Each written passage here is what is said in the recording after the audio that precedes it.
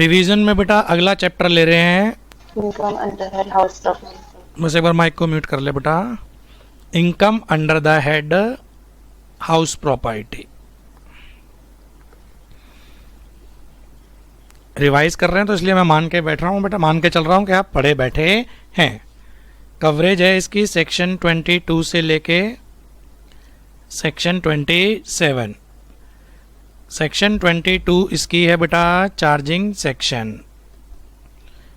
Charging section ने 3 condition the.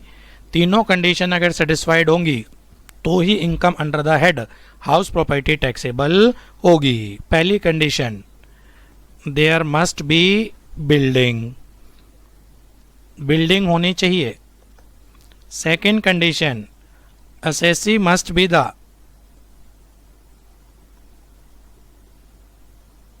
owner of such building. And third condition, such building is not used by owner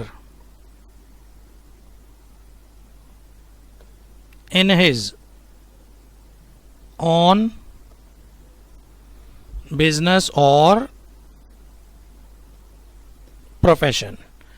building होनी चाहिए, assessee उस building का बेटा owner होना चाहिए और वो बिल्डिंग ओनर अपने बिजनेस एंड प्रोफेशन में यूज नहीं करेगा। If all of the above mentioned condition are satisfied,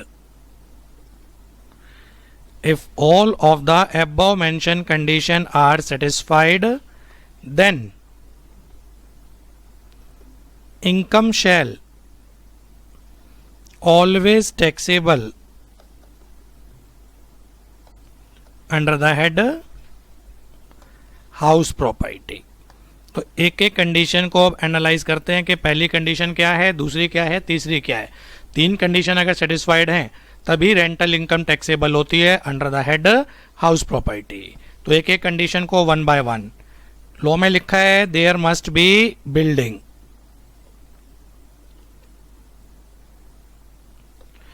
बेटा बिल्डिंग से अगर रेंटल इनकम है तो हाउस प्रॉपर्टी में आएगा। रेंटल इनकम है पर बिल्डिंग से नहीं है तो ये हाउस प्रॉपर्टी में ना आके ये चला जाता है इधर अंडर द हेड पीजीबीपी और under the head other source. जैसे प्लॉट ऑफ लैंड किराए पे दे दिया बेटा, उस केस में जो भी रेंटल इनकम आएगी वो हाउस प्रॉपर्टी में नहीं आएगी, वो या तो पीजीबीपी या under the head other source. कोई प्लांट एंड मशीनरीज किराए पे दे दी, वो बिल्डिंग नहीं है तो वो हाउस प्रॉपर्टी में टैक्सेबल ना होके इधर पीजीबीपी और under the head other source. House property में वही रेंटल इनकम टैक्सेबल होगी जो अपने को बिल्डिंग से मिली है। बिल्डिंग में भी बेटा रेजिडेंशियल, बिल्डिंग में भी कमर्शियल। बिल्डिंग होनी चाहिए तो बिल्डिंग में भी रेजिडेंशियल, बिल्डिंग में भी कमर्शियल। कमर्शियल बिल्डिंग का मतलब ये शॉप्स किराए पे दे दी, ये बेटा फैक्ट्री किराए पे दे दी, ये सब कमर्शियल बिल्डिंग है बेटा आपकी। इनको अगर किराए पे देंगे तो ये बिल्डिंग है, रेंटल इनकम टैक्सेबल होगी under the head house property. Important note, other than building अगर किराए पे दिया, प्लॉट ऑफ लैंड किराए पे दिया, रेंटिंग ऑफ प्लॉट या renting of plant and machinery, ये हाउस प्रॉपर्टी में टैक्सेबल नहीं होती। ये टैक्सेबल होती है इधर अंडर द हेड पीजीबीपी अगर काम ही किराए पे देना है, और अगर ओकेजनली किराए पे दिया है तो under the head other source. अब इशू ये था बेटा कि बिल्डिंग में छत आए या ना आए, बिल्डिंग में फ्रंट साइड या बैक साइड आए या ना आए जो एडवर्टीजमेंट पर्पस के लिए दी है। तो मैंने आपको एक केस पढ़ाया था Mukherjee estate Kolkata high court का। उस केस में बोला था अगर छत किराए पे दी है टेलीकॉम कंपनी को टावर लगाने के लिए तो ये हाउस प्रॉपर्टी में नहीं आएगी रेंटल इनकम। या हाउस की फ्रंट साइड बैक साइड बेटा एडवर्टीजमेंट पर्पस के लिए किराए पे दे दी कि उस पर होर्डिंग लगा लो, उस होर्डिंग लगाने से जो इनकम हो रही है रेंट है, पर ये हाउस प्रॉपर्टी में नहीं आएगा। ये टैक्सेबल हो जाएगा इधर अंडर द हेड पीजीबीपी और under the head other source. तो उसको ऐसे लिखते हैं, लेटिंग आउट ऑफ रूफ, हाँ जी सर, और building, letting out of roof of building, या letting out of front portion या back portion,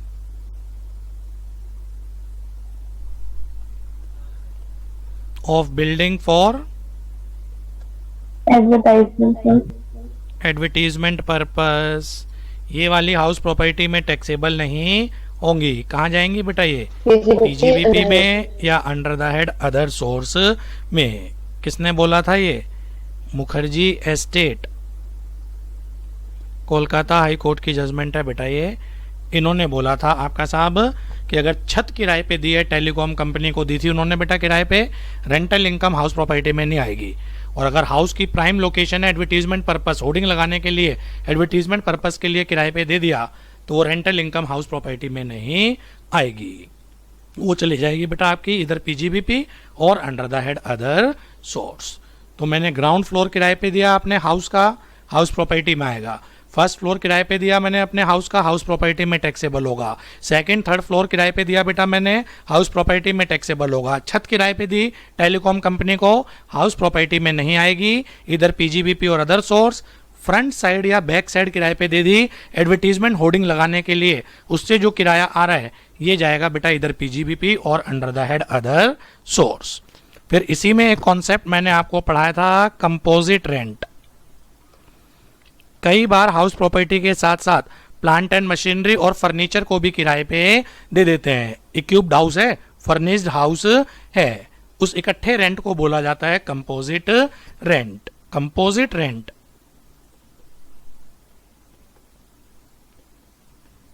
is the rent of superstructure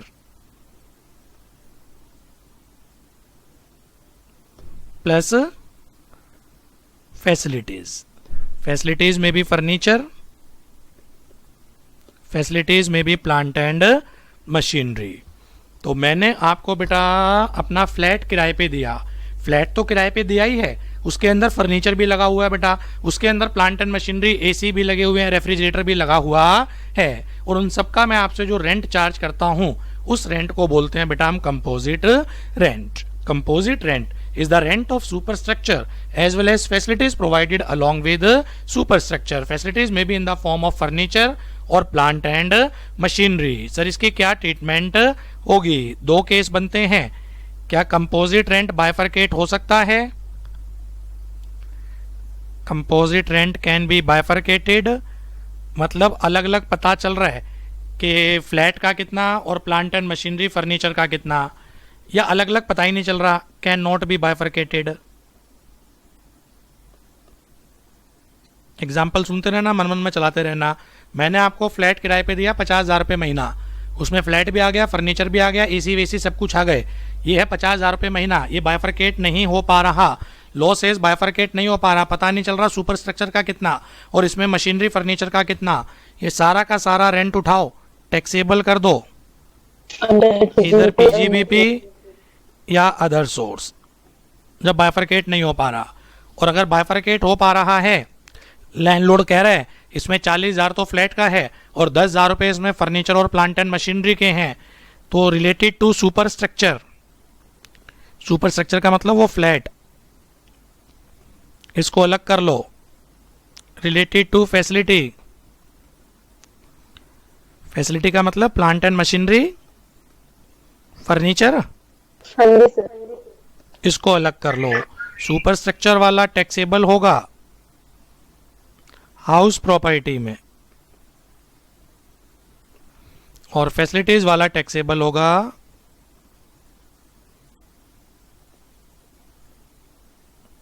इधर अदर सोर्स और पीजीबीपी। तो first condition completely wind up हो गई। फर्स्ट कंडीशन बोलती है there must be building, building में भी रेजिडेंशियल, बिल्डिंग में भी कमर्शियल, बिल्डिंग में भी in the nature of shop, commercial है बेटा, बिल्डिंग में भी in the nature of factory. Building से अगर रेंटल इनकम है तो बेटा ये आपकी हाउस प्रॉपर्टी में टैक्सेबल होगी। कोई प्लॉट ऑफ लैंड आपने किराए पे दे दिया, उससे रेंटल इनकम है, ये हाउस प्रॉपर्टी में नहीं आएगी बेटा। इधर पीजीबीपी और other source, plant and machineries किराए पे देते हैं, इसका भी हाउस प्रॉपर्टी से कोई लेना देना नहीं है, इधर पीजीबीपी और अदर सोर्स। बिल्डिंग में एक मुखर्जी एस्टेट की बहुत धमाकेदार जजमेंट हुई कोलकाता हाई कोर्ट। छत अगर किराए पे दे रखी थी बेटा आपने लेटेस्ट से टेलीकॉम कंपनी को, या आपने अपनी बिल्डिंग का front side back side prime location पे है वो किराए पे दे दी किसी एडवर्टीजमेंट कंपनी को उनकी होर्डिंग लगाने के लिए, ये इनकम भी हाउस प्रॉपर्टी में नहीं आती, ये जाती है बेटा इधर पीजीबीपी और under the head other source. फिर इसके बाद कंपोजिट रेंट होता है। Composite rent is the rent of super structure as well as facilities provided along with super structure. Facilities plant and machinery furniture कुछ भी हो सकती है। अगर कंपोजिट रेंट बायफरकेट हो सकता है, सुपर स्ट्रक्चर वाला टैक्सेबल कर दो हाउस प्रॉपर्टी में, बायफरकेट नहीं हो सकता और प्लांट एंड मशीनरी वाला टैक्सेबल कर दो अदर सोर्स और पीजीबीपी में। और अगर बायफरकेट ही नहीं हो सकता, सारा का सारा उठाओ और टैक्सेबल कर दो बेटा ये पीजीबीपी या under the head other source. पहली कंडीशन कंप्लीटली वाइंड अप हुई बेटा, इसमें आपके कोई ifs and buts? No, sir. Second No, sir. Condition थी assessee Must be owner of the building. Must be the owner of That building. That building या that house property. Owner होना चाहिए। Owner में भी एब्सोल्यूट ओनर 100% ओनर है, owner में भी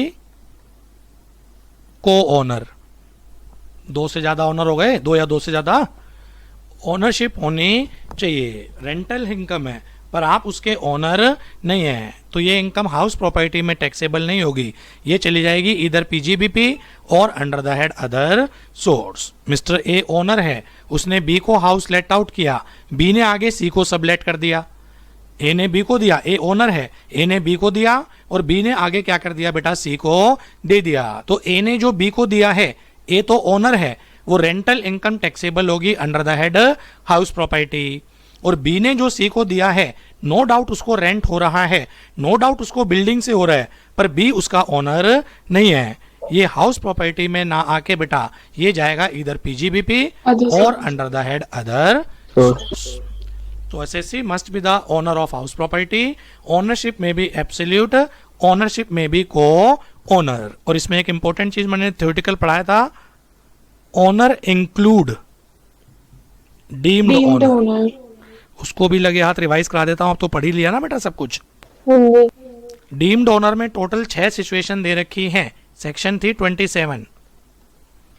deemed owner law में टोटल 6 सिचुएशन हैं। इन 6 सिचुएशन में अगर आप आ गए, आप प्रॉपर्टी के रजिस्टर्ड ओनर ना भी हो, पर लॉ आप ही को एज्यूम कर लेगा कि आप ओनर हैं, accordingly house property rental income आपके हैंड में टैक्सेबल होगी। मैं दोबारा बोलता हूं, डीम्ड ओनर लॉ की वो सिचुएशन है, डीम्ड मान लेना, जहां पर लॉ एज्यूम कर लेगा कि आप ही प्रॉपर्टी के ओनर हैं, ऑल्दो बेटा आप रजिस्टर्ड ओनर ना भी हो, पर एज्यूम कर लेगा आप ही ओनर है और ये रेंटल इनकम आपके हैंड में टैक्सेबल होगी। पहला,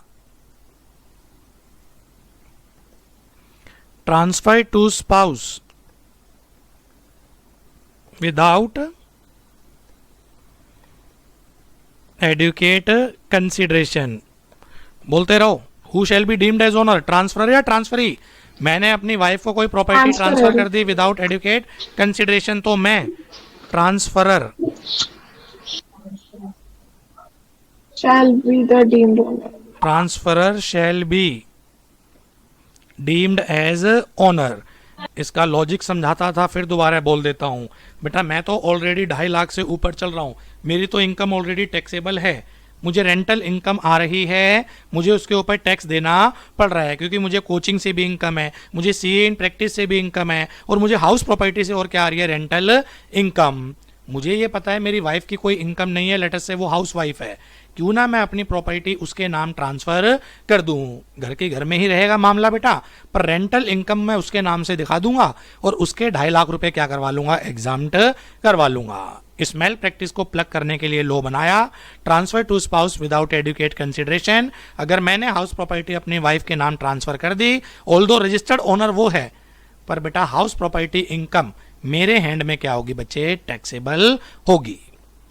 एक रिलैक्सेशन थी बेटा, जब ट्रांसफरी के हैंड में टैक्सेबल होती है।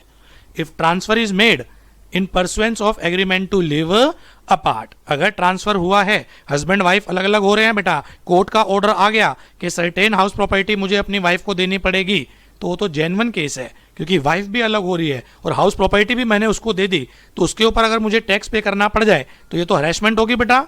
तो लॉ ने क्या रिलैक्सेशन दी, if transfer is made in pursuance of agreement to live apart, अगर हस्बैंड वाइफ अलग अलग हो रहे हैं, उस कारण से ट्रांसफर करना पड़ गया, तो income shall be taxable in the hands of transferee. इसको भी लिखवा देता हूं, however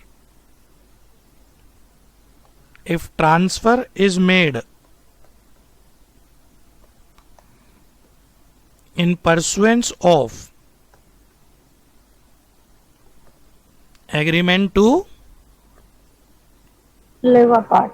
live apart, then rental income shall be taxable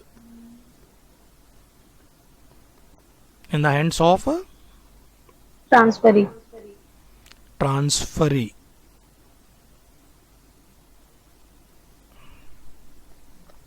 तो बेसिक प्रिंसिपल, मैं अपने स्पाउस को कुछ भी दूं बेटा, हाउस प्रॉपर्टी, रेंटल इनकम मेरे हैंड में टैक्सेबल होगी, पर अगर हम अलग अलग हो रहे हैं हस्बैंड वाइफ, उसके कारण मुझे देनी पड़ गई, तो रेंटल इनकम उसी के हैंड में टैक्सेबल होगी। ये पहला पॉइंट था। सेकंड पॉइंट था बेटा transfer to Minor children. Minor child. Minor child में भी अगर याद हो, माइनर मैरिड डॉटर को अलग करा,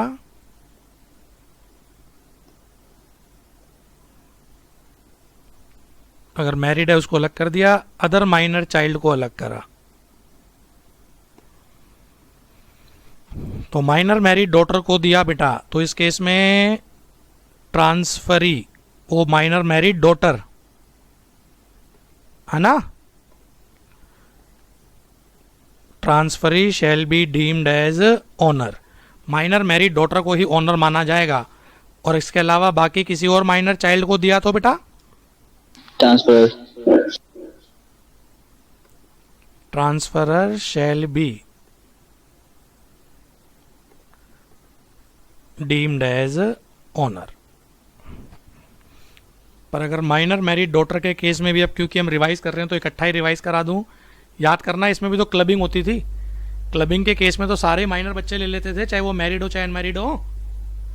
तो no doubt minor married daughter transferee है, इनकम माइनर मैरिड डॉटर के हैंड में निकलेगी, पर end of the day total result देखो तो वो इनकम भी उसकी क्या हो जाएगी, पेरेंट के हैंड में बच्चे क्लब हो जाएगी।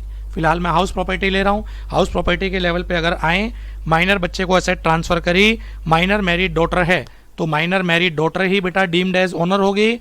अदर माइनर चाइल्ड हैं तो ट्रांसफरर जिसने वो एसेट ट्रांसफर करी, transferor shall be deemed as owner. और इसका लॉजिक ये समझाया था बेटा, 2.5 लाख मेरे एग्जम्प्ट है, मेरी डॉटर है बेटा 2.5 लाख उसके एग्जम्प्ट है, क्यों ना मैं कुछ प्रॉपर्टी उसके नाम ट्रांसफर कर दूं।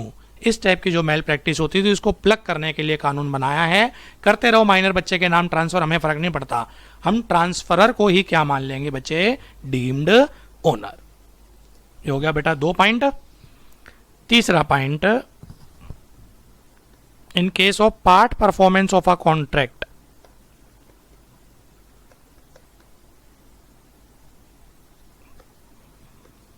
इन case of part performance of a contract किसको मानते थे बेटा, buyer shall be deemed as owner. Part performance of a contract under section 53A of transfer of property act. ये क्या होता था बेटा, इन जनरल कॉन्ट्रैक्ट कंप्लीट तब माना जाता है, इमूवेबल प्रॉपर्टी ट्रांसफर तब मानी जाती है जब उसकी रजिस्ट्री हो जाती है with the registrar of immovable property. तो मैंने आपको हाउस बेचा, उस केस में ओनरशिप ट्रांसफर तब मानी जाएगी जब उसकी रजिस्ट्री हो जाएगी बेटा with the registrar of immovable property. पर बेटा इसमें एक पार्ट परफॉर्मेंस दे रखा था। पार्ट परफॉर्मेंस बेटा तब होता है एक कॉन्ट्रैक्ट जब अभी रजिस्ट्री नहीं हुई, पर बायर और सेलर दोनों ने अपनी अपनी ऑब्लिगेशन फुलफिल कर दी। सेलर ने बेटा पोसेशन दे दी, बायर ने पेमेंट दे दी, कॉन्ट्रैक्ट अभी ना भी रजिस्टर्ड हुआ हो, ये मान लिया जाता है पार्टली परफॉर्म्ड हो गया। उस केस में बायर ओनर माना जाता है। लाइव एग्जांपल जो कोरोना में चल रहा है बेटा, सर मैंने एक प्रॉपर्टी परचेज करी, मैं सारी पेमेंट दे चुका हूँ, सेलर बेटा मुझे पोसेशन दे चुका है, चाबी दे चुका है, रजिस्ट्री हो नहीं पा रही। कोरोना के चक्कर में रजिस्ट्री क्या कर रखी है बेटा, अभी बंद कर रखी है। इसको बोलते हैं partly performance of a contract, कि खाली रजिस्ट्री की फॉर्मेलिटी रहती है, बाकी कॉन्ट्रैक्ट कंप्लीट हो चुका है। इस केस में बायर क्या माना जाएगा बेटा आपका, डीम्ड एज ओनर। चौथा, member of cooperative housing society. Cooperative housing society में रजिस्टर्ड ओनर होती है हाउसिंग सोसाइटी, मेंबर होते हैं बेनिफिशियल ओनर, पर इनकम टैक्स जो लगेगा वो किसके ऊपर लगेगा, member shall be deemed as owner. तो हम 100 लोग हैं बेटा, लेटर से हम 100 लोगों ने मिलकर आपस में पैसा इकट्ठा करा, हाउस बनाना है, 100 लोगों ने मिलकर आपस में पैसा इकट्ठा करा, सोसाइटी बना ली, कोऑपरेटिव हाउसिंग सोसाइटी, फ्लैट बन गए। रजिस्ट्री जो होती है बेटा डिपार्टमेंट के उसमें अकाउंट्स में वो कोऑपरेटिव हाउसिंग सोसाइटी के नाम से होती है, पर एक एक मेंबर को फ्लैट अलॉट हो जाता है, वो मेंबर उसका क्या माना जाएगा साहब, डीम्ड ओनर। नेक्स्ट बेटा, होल्डर ऑफ इम्पार्शिएबल एस्टेट।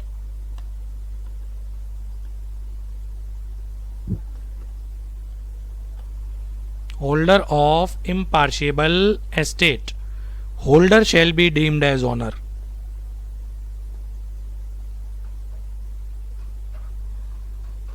ये मैंने आपको समझाया था बेटा, इस केस में फादर उसके बेटा लेटर से 4 सन, फादर की डेथ हो गई, चारों भाइयों ने सारी प्रॉपर्टी आपस में बांट ली, उनका एक कॉमन प्रॉपर्टी रह गई एंसेस्ट्रल प्रॉपर्टी, उसमें उनके कुल देवता का मंदिर है। ना तो बेटा वो प्रॉपर्टी बट पा रही है चारों भाइयों में, और ना ही वो उसको बेच पा रहे हैं। किसी एक को उस प्रॉपर्टी का उन्होंने होल्डर बना दिया कि आप इस प्रॉपर्टी की क्या करेंगे, केयर टेकिंग करेंगे, क्योंकि उससे फीलिंग अटैच है, कुल देवता का मंदिर है, एंसेस्ट्रल प्रॉपर्टी है। तो जिस भी भाई को बेटा उस प्रॉपर्टी का ओनर बना दिया,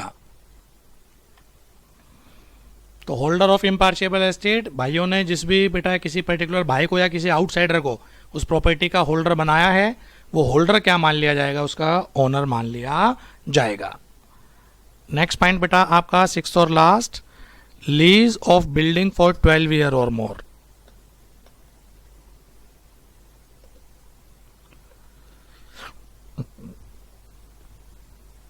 बारह साल या उससे ज्यादा के लिए अगर बिल्डिंग लीज पे दे दी, तो इनकम टैक्स पर्पस के लिए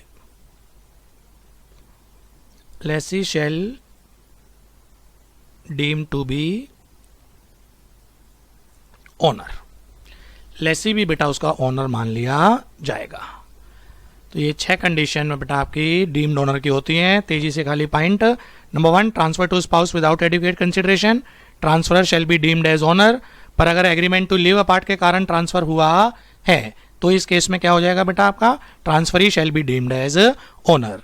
माइनर बच्चे को अगर असेट ट्रांसफर करी है, माइनर मैरिड डॉटर है, ट्रांसफर ही shall be deemed as owner. Other minor child है, transferor shall be deemed as owner. Part performance of a contract, buyer shall be deemed as owner. Member of cooperative society, member shall be deemed as owner. Holder of impartible estate, holder shall be deemed as owner. और अगर 12 साल या उससे ज्यादा की lease है, तो इस केस में बेटा lessee shall be deemed as owner. तो चार्जिंग सेक्शन पे वापस आते हैं। पहली कंडीशन थी देयर मस्ट बी बिल्डिंग, वो पढ़ा दी। सेकंड थी assessee must be the owner of such building, वो पढ़ा दिया। यहां तक बेटा कोई भी ifs and buts. No, sir. Third, such building, third condition में क्या था बेटा, such building is not used by owner. Such building is not used by owner in his Business profession. On business और प्रोफेशन। अब तो PGBP भी आपने पढ़ रखा है, ऐसा क्यों लिखा है, क्योंकि अगर पीजीबीपी अगर बिजनेस कर रहा होगा तो ये कहाँ जाएगा, पीजीबीपी में, उसके ऊपर डेप्रिसिएशन मिलेगा। जी सर जी। कर रहा है फिर तो ये पीजीबीपी में चले जाएंगे ना बेटा, और पीजीबीपी में जाने का मतलब उसके ऊपर डेप्रिसिएशन मिलेगा। ये हो गई 3 कंडीशन, तीनों सेटिस्फाइड हैं, तो रेंटल इनकम टैक्सेबल होती है हमेशा और हमेशा under the head house property. इसमें एक इंपॉर्टेंट कॉन्सेप्ट मैंने आपको सिखाया था बेटा, असेसी जिसका काम ही क्या है बेटा, हाउस प्रॉपर्टी है, SSC engaged in business of house property. I think सबसे लास्ट के लेक्चर में लिया था ये, पर रिवाइज कर रहे हो इसलिए अब कनेक्टिविटी में ले लेता हूं। अगर इसमें याद आ रहा हो बेटा, letting out is the main business of assessee. हाँ जी। उसका काम ही किराए पे देना है।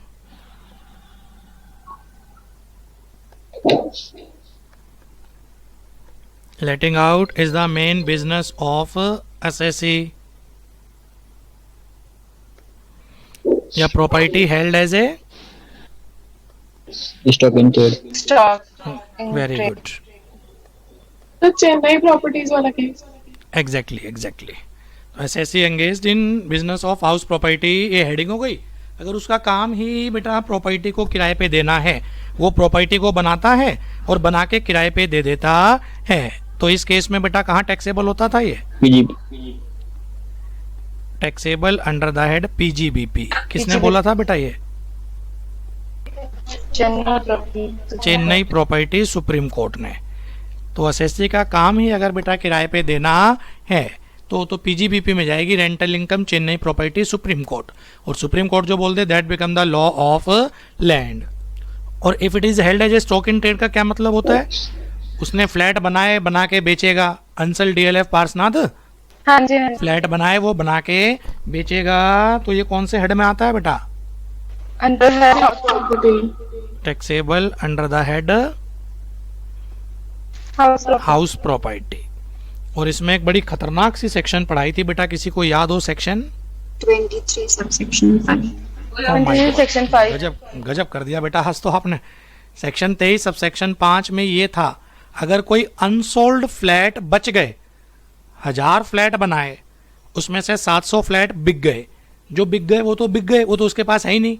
जो 300 फ्लैट अनसोल्ड बच गए, क्या पढ़ाया था? जिस साल कंस्ट्रक्शन कंप्लीट हुई उस साल को छोड़ दो, उससे अगला साल छोड़ दो, और उससे अगला साल छोड़ दो। 2 साल छोड़ दिए। जिस साल कंस्ट्रक्शन कंप्लीट हुई उसको छोड़ दो, और उससे अगले 2 साल छोड़ दो। उनमें तो सबकी एनएवी मानी जाएगी नील। उसके बाद उन सब प्रॉपर्टी की बेटा क्या हो जाएंगे? वो deem to be let out. तो बहुत भारी प्रोविजन थे बेटा 23(5) के।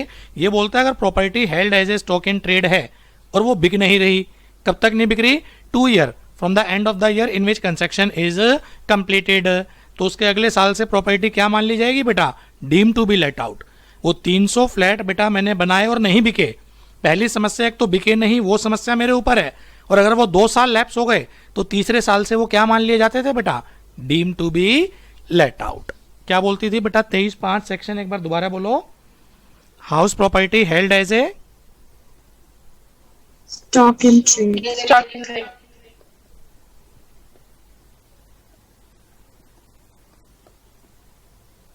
remain unsold for a period of 2 years. कहाँ से? From the end of the financial year in which From the the end of financial year in which construction is completed.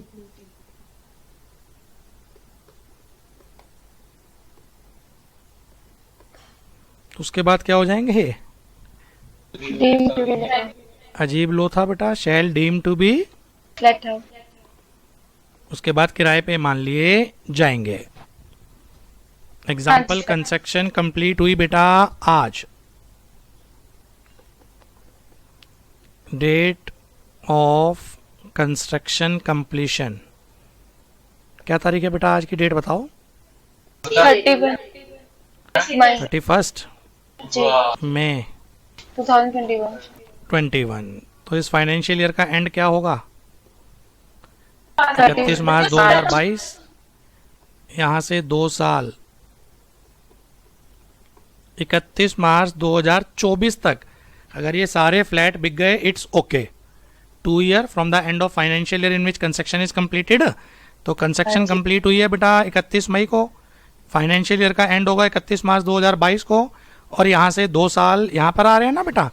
तो 31 मार्च 2024 तक अगर ये फ्लैट बिक गए फिर तो कोई दिक्कत नहीं। और अगर 31 मार्च 2024 तक जो अनसोल्ड फ्लैट रह गए वो क्या मान लिए जाएंगे बेटा, आपके deem to be let out. Assume कर लेंगे वो सारे फ्लैट आप क्या कर चुके हैं बेटा, लेट आउट कर चुके हैं। अब अपनी charging section in totality wind up हो गई बेटा। Read with Chennai property, read with आपका property held as a stock in trade and 23/5। यहां तक कोई भी इफ्स एंड बट्स बेटा? Nope, sir. सर एक बार स्लाइड ऊपर कर दीजिए थोड़ा सा। लो जी, तो नीचे नीचे 23/5 लिखना है सर। स्क्रीनशॉट लेते रहे बेटा। Okay sir.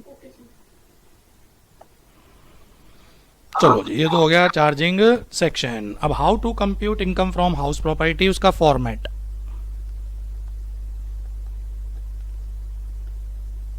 Gross lending is value. How to compute income under the head house property.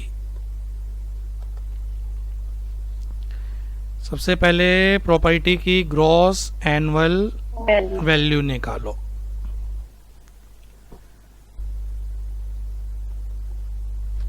इसमें से लेस कर दो। Municipal taxes paid by owner. मैं बोलता हूं बेटा, हाँ, municipal taxes paid by owner, ये निकल के आ जाता है बेटा नेट एनुअल वैल्यू।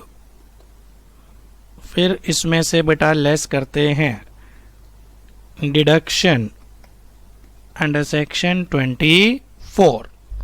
सबसे पहला माइनस होता है standard deduction at the rate of 30% of NAV।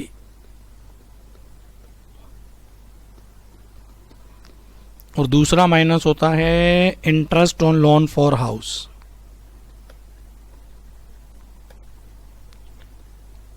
इस इंटरेस्ट को बेटा दो कैटेगरी में बांटते हैं, एक इंटरेस्ट फॉर करंट ईयर और एक होता है interest for pre construction period. Revise कर रहे हो तो मैं इकट्ठा कर सकता हूं ना बेटा? अब तो कर सकते।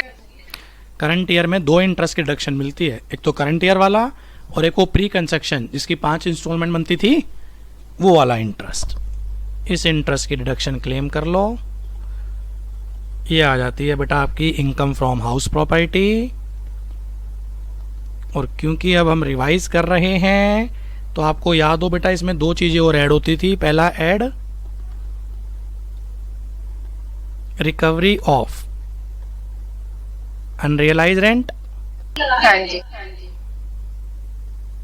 वो भी तो इसके बाद ही करते थे ना बेटा। और दूसरा क्या ऐड होता था, किसी को याद आ रहा हो? Arrears of rent. Very good, very good. Arrears of rent receive. ये दोनों चीजें बेटा आपकी क्वेश्चन पूरा जब सोल्व हो जाता था ना उसके बाद ऐड होती थी। और इसको टोटल को फिर हम बोल देते थे taxable income under the head House property.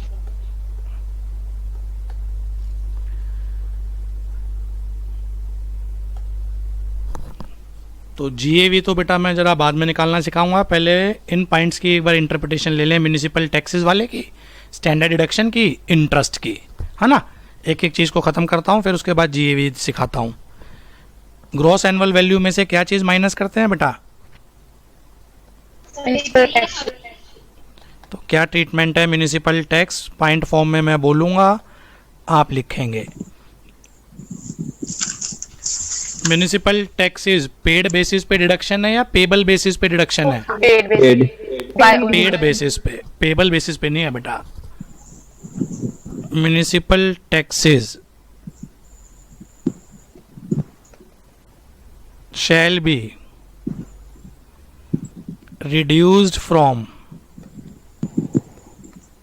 GAV only when It is It paid is- by the owner. actually paid. Deduction is not available.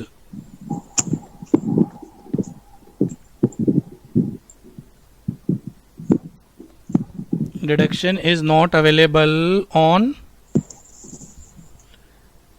payable basis. और पेड भी कौन करेगा बेटा, पेड बाय ओनर या टेनेंट? ऑनर। ओनर करेगा। तो next point, deduction shall be allowed only when municipal taxes are paid by owner। तो अगर टेनेंट पे करेगा तो ग्रॉस एनुअल वैल्यू में से बेटा कुछ भी माइनस नहीं होगा। Point number 3, sir municipal taxes इस साल पे करे हैं 1 लाख, उसमें से 80,000 इसी साल के हैं, 20,000 पहले के साल के हैं, तो कौन से म्यूनिसिपल टैक्सेस माइनस होते हैं? क्या टोटल पेड माइनस होते हैं या करंट ईयर से रिलेटेड वाले माइनस होते हैं? टोटल पेड कंसीडर करना होता है बेटा, whether related to current year और रिलेटेड टू पास्ट ईयर। तो total municipal taxes paid by owner shall be reduced from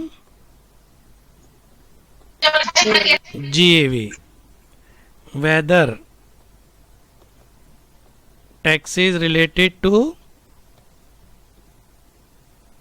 current year or Previous year. Previous year. past years। मेरी एक property USA में है बेटा, मैं रेजिडेंट एंड ऑर्डिनरी रेजिडेंट हूँ। Resident and ordinary resident होती है, ग्लोबल इनकम टैक्सेबल होती है। तो मेरी एक प्रॉपर्टी यूएसए में है, उससे रेंटल इनकम आ रही है, तो उसके ऊपर भी टैक्स लगेगा। अब उसकी भी जीएवी निकालेंगे। और म्यूनिसिपल टैक्सेस भी हो सकता है हमने बाहर की कंट्री में पे कर रखे हों, उसकी डिडक्शन मिले या ना मिले? मिलेगी। Municipal taxes paid outside India allowed as deduction और not? Allowed as deduction. Law says municipal taxes paid होने चाहिए, वो चाहे इंडिया में हो चाहे आउटसाइड इंडिया हो। तो municipal taxes paid by owner outside India is allowed as deduction. also eligible for deduction. मेरी ग्रॉस एनुअल वैल्यू 5 लाख, मेरे म्यूनिसिपल टैक्सेस पेड 7 लाख, तो क्या पूरे 7 लाख माइनस हो या 5 लाख माइनस हो?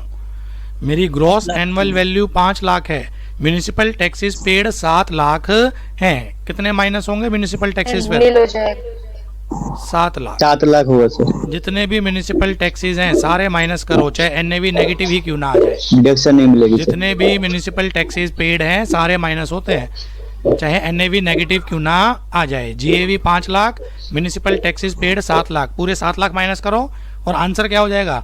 एनएवी क्या निकल के आ जाएगी बेटा? नेगेटिव 2 लाख। तो total municipal taxes shall be reduced from GAV. Total municipal taxes paid shall be reduced from GAV even if taxes paid exceeds the GAV. Even if taxes paid exceeds the GAV, minus सारे होंगे। Example, gross annual value 5 lakh है, municipal taxes paid by owner 7 assume कर लेते हैं बेटा 7 लाख है, तो पूरे 7 माइनस होंगे और इसका फर्क क्या पड़ेगा? एनएवी नेगेटिव हो जाएगी 2 लाख। तो एनएवी एक ही केस में नेगेटिव हो सकती है, जब म्यूनिसिपल टैक्सेस पेड जीएवी को क्या कर जाएंगे बेटा? आपके एक्सीड कर जाएंगे, उस केस में एनएवी क्या आ जाएगी बच्चे? नेगेटिव आ जाएगी। मेरी तरफ से म्यूनिसिपल टैक्सेस की ट्रीटमेंट सारी मैंने वाइंड अप कर दी। एग्जाम में अब कुछ भी वो पूछ ले बेटा, इससे बाहर कुछ नहीं बनेगा। आपके कोई ifs and buts? No sir. तो इस फॉर्मेट पे वापस आता हूं। इस फॉर्मेट में मैंने आपको ये पढ़ा दिया है ना बेटा? हाँ जी। अब ये पढ़ा रहा हूं, ये standard deduction, treatment of standard deduction. बस मैं क्वेश्चन पूछूंगा और आप आंसर देते चलना। What is the rate of standard deduction? 30%। 20% किसका? of NAV. NAV का। 30% rate of of NAV. Standard deduction is 30% on NAV. NAV. NAV। और अगर NAV नेगेटिव है तो नहीं मिलेगा, रिडक्शन नहीं मिलेगा। Standard deduction shall not available. तो benefit of standard deduction shall not available if, कब नहीं मिलता बेटा? NAV negative. कलर चेंज कर देता हूं। If NAV is Negative. Negative, अगर NAV नेगेटिव है तो आपको बेटा डिडक्शन के क्या नहीं मिलेंगे साहब? स्टैंडर्ड डिडक्शन के बेनिफिट नहीं मिलेंगे। मुझे बेटा अरियर ऑफ रेंट रिसीव, मेरे को साहब पास्ट ईयर के अनरियलाइज रेंट रिसीव हो रहे हैं या मुझे अरियर ऑफ रेंट रिसीव हो रहे हैं, उसमें से स्टैंडर्ड डिडक्शन मिलती है? याद करो, रिवाइज कर रहे हो इनमें से। Yes sir, yes. 1 लाख की रिकवरी हुई तो पूरा 1 लाख टैक्सेबल हो गया, इसमें से भी स्टैंडर्ड डिडक्शन मिलती है? स्टैंडर्ड मिलती है सर। मिलती है, पढ़ाया था ना बेटा मैंने। जी सर। तो अब रिवाइज कर रहे हैं तो मैं मान के चल रहा हूँ वो आप पढ़े बैठे हैं। तो benefit of standard deduction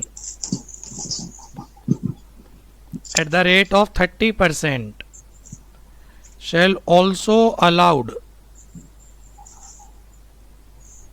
against, किसके against? Number 1 Recovery of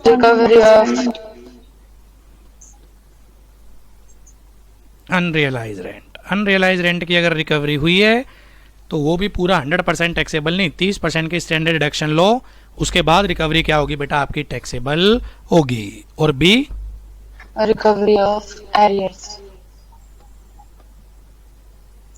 recovery of arrears of rent. Rent. Standard deduction में मैक्सिमम यही परमुटेशन कम्बिनेशन है, इसके अलावा कुछ है ही नहीं। अब इसमें कोई दिक्कत हो बेटा वो क्लियर कर लो। No सर, कोई दिक्कत नहीं। No, sir. Very good. Next point ले रहे हैं बेटा किसकी? इंटरेस्ट की। इसके ऊपर भी बहुत सारे क्वेश्चन बन सकते हैं। Interest on loan for house.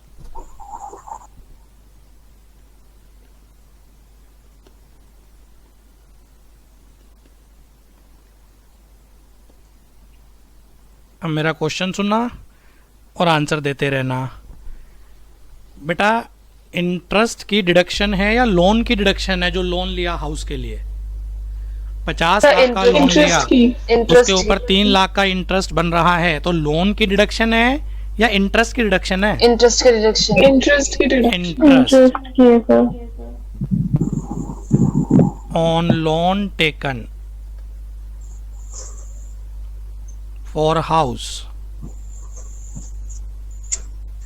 shall be taxi. allowed as deduction. Deduction.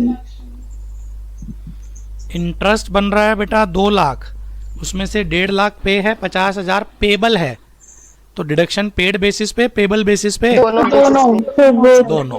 Total interest allowed होता है वेदर पेड और payable. Total interest liability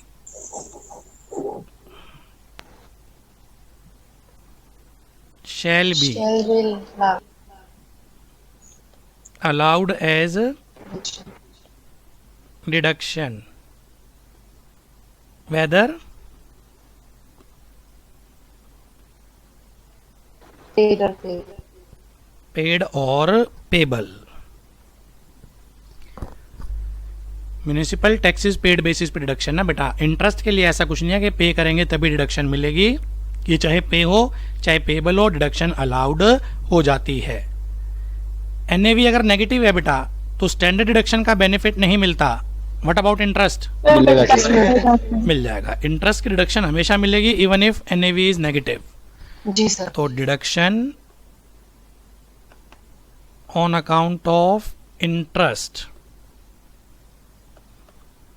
shall always available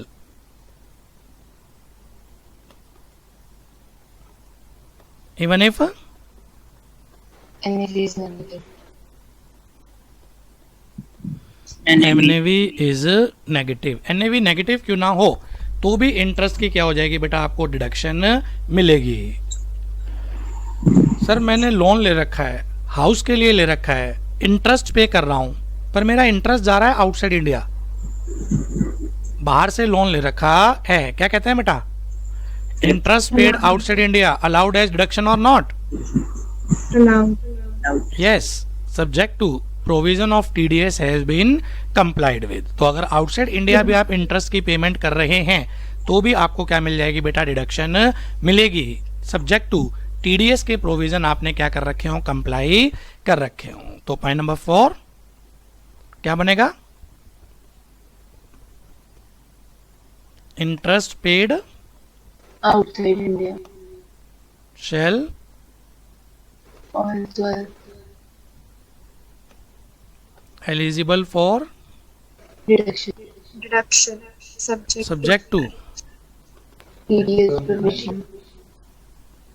provision of TDS Comply. have been Comply. complied with. Okay, sir. पांचवा, sir मैंने loan लिया था letter से 50 लाख का, उसके ऊपर इंटरेस्ट बन गया 3 लाख, मैंने टाइम से पे नहीं करा, इंटरेस्ट के ऊपर इंटरेस्ट लग गया, तो इंटरेस्ट की तो डिडक्शन मिलती है. What about interest on interest, नहीं मिलेगा.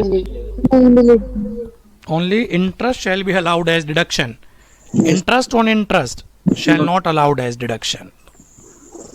Only interest is Allowed as deduction.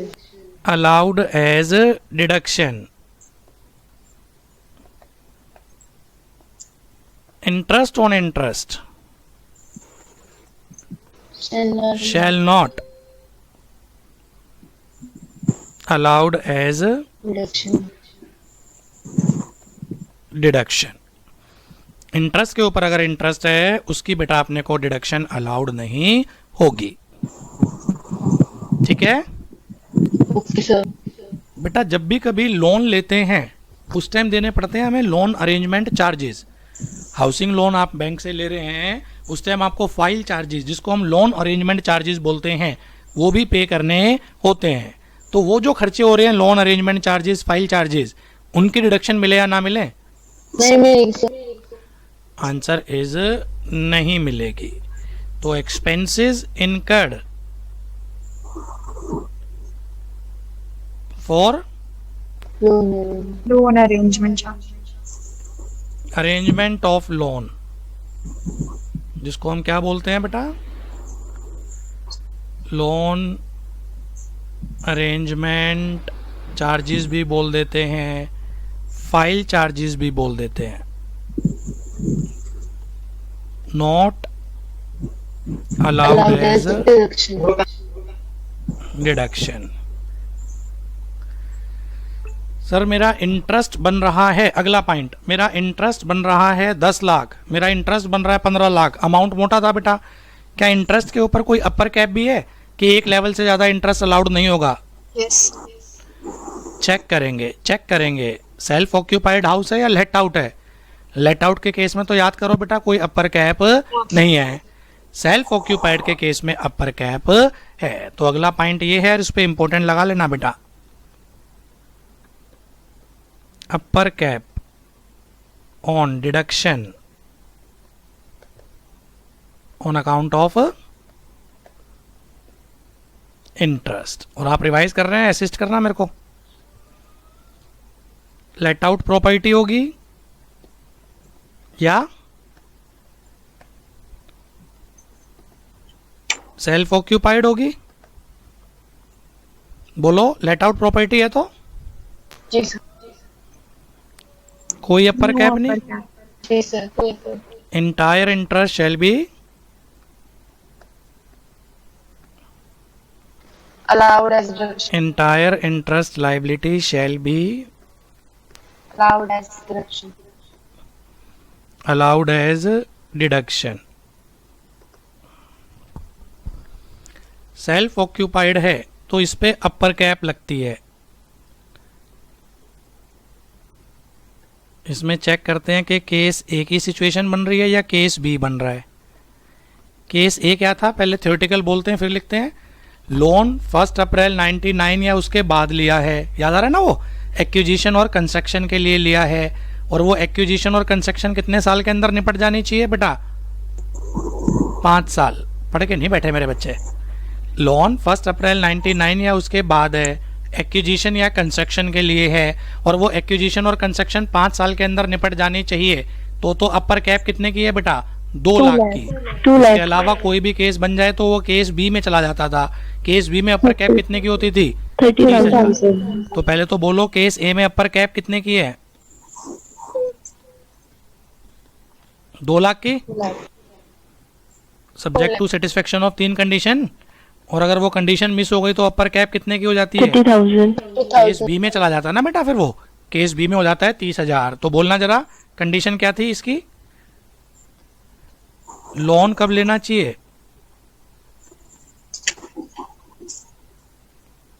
बोलो यार,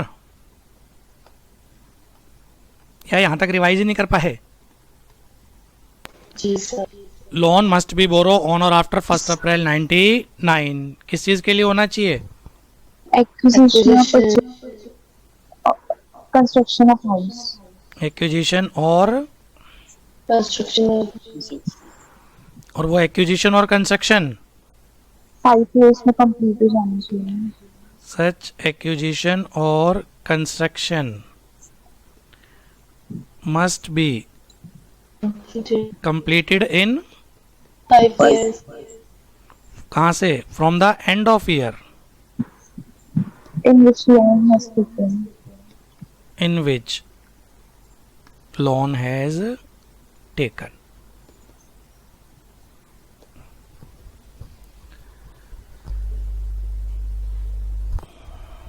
ये 3 कंडीशन 1 अप्रैल 1999 या उसके बाद लोन है, एक्विजिशन और कंस्ट्रक्शन के लिए है। एक्विजिशन और कंस्ट्रक्शन बेटा अगर 5 साल के अंदर निपट जाती है तो अपर कैप लगती है 2 लाख की। इनमें से कोई सा भी पॉइंट मिस हो गया या ये तीनों पॉइंट मिस हो गए तो अपर कैप लग जाती है बेटा आपकी 30,000 की। जैसे रिपेयर इसमें नहीं आ रहा, रिपेयर के लिए हमेशा अपर कैप कितने की लगेगी बेटा आपकी? 30,000 की। या एक्विजिशन के लिए लोन लिया पर एक्विजिशन कंस्ट्रक्शन में 5 साल में नहीं कर पाया बेटा, तो भी अपर कैप कितने की लग जाएगी बेटा आपकी? 30,000 की। 30,000. ठीक। और ये अपर कैप केवल सेल्फ ऑक्यूपाइड हाउसेज में लगती है। लेट आउट हाउस के केसेस में कोई अपर कैप का बेटा कॉन्सेप्ट नहीं है। ठीक है। और इंटरेस्ट की डिडक्शन जो मिलती है, जब भी इंटरेस्ट निकालेंगे अगले पॉइंट में बेटा आप इसको 2 पॉइंट में बना लेंगे। पहला तो इंटरेस्ट किसके लिए निकलेगा? फॉर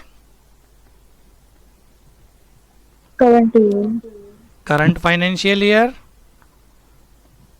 और दूसरा interest for Pre-construction period. Pre construction period. और इसमें भी याद रखने लायक, ये तो पूरा 100% अलाउड होता है सेम ईयर में, जबकि प्री कंस्ट्रक्शन वाला 5 years में divide करेंगे। Allowed in 5 installments. Annual equal instalment.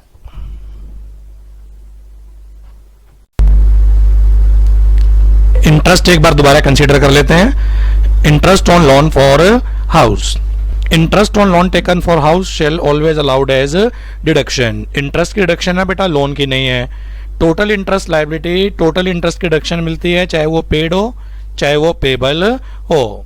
Deduction on interest shell always available even if NAV is positive और नेगेटिव। एनएवी आपकी पॉजिटिव है नेगेटिव है, इंटरेस्ट की डिडक्शन बेटा हमेशा मिलेगी। चौथा, इंटरेस्ट आउटसाइड इंडिया भी पे किया तो भी अपने को डिडक्शन मिल जाएगी, सब्जेक्ट टू टीडीएस काट के इंटरेस्ट की पेमेंट हम क्या करें? आउटसाइड इंडिया करें। पांचवा, डिडक्शन केवल इंटरेस्ट की है, इंटरेस्ट के ऊपर अगर इंटरेस्ट लग गया shall not allowed as deduction. छठा, बाकी एक्सपेंसेस जो भी इनकर्ड हुए हैं, जब हम लोन लेते हैं उस टाइम बाकी जो भी एक्सपेंसेस लगते हैं, लोन अरेंजमेंट चार्जेस हैं, फाइल चार्जेस हैं, कोई कमीशन दे दिया किसी ब्रोकर को बेटा लोन अरेंजमेंट के लिए, उनकी क्या नहीं मिलेगी साहब, डिडक्शन नहीं मिलेगी, क्योंकि डिडक्शन मिलती ही केवल और केवल इंटरेस्ट की है। नेक्स्ट, इसके बाद बेटा आपका क्या इंटरेस्ट के ऊपर कोई अपर कैप भी लगती है? लेट आउट प्रॉपर्टी के केस में कोई अपर कैप नहीं है। सेल्फ हेल्प प्रॉपर्टी के केस में 2 लाख की अपर कैप है या 30,000 की अपर कैप है। 2 लाख के लिए 3 कंडीशन है बेटा।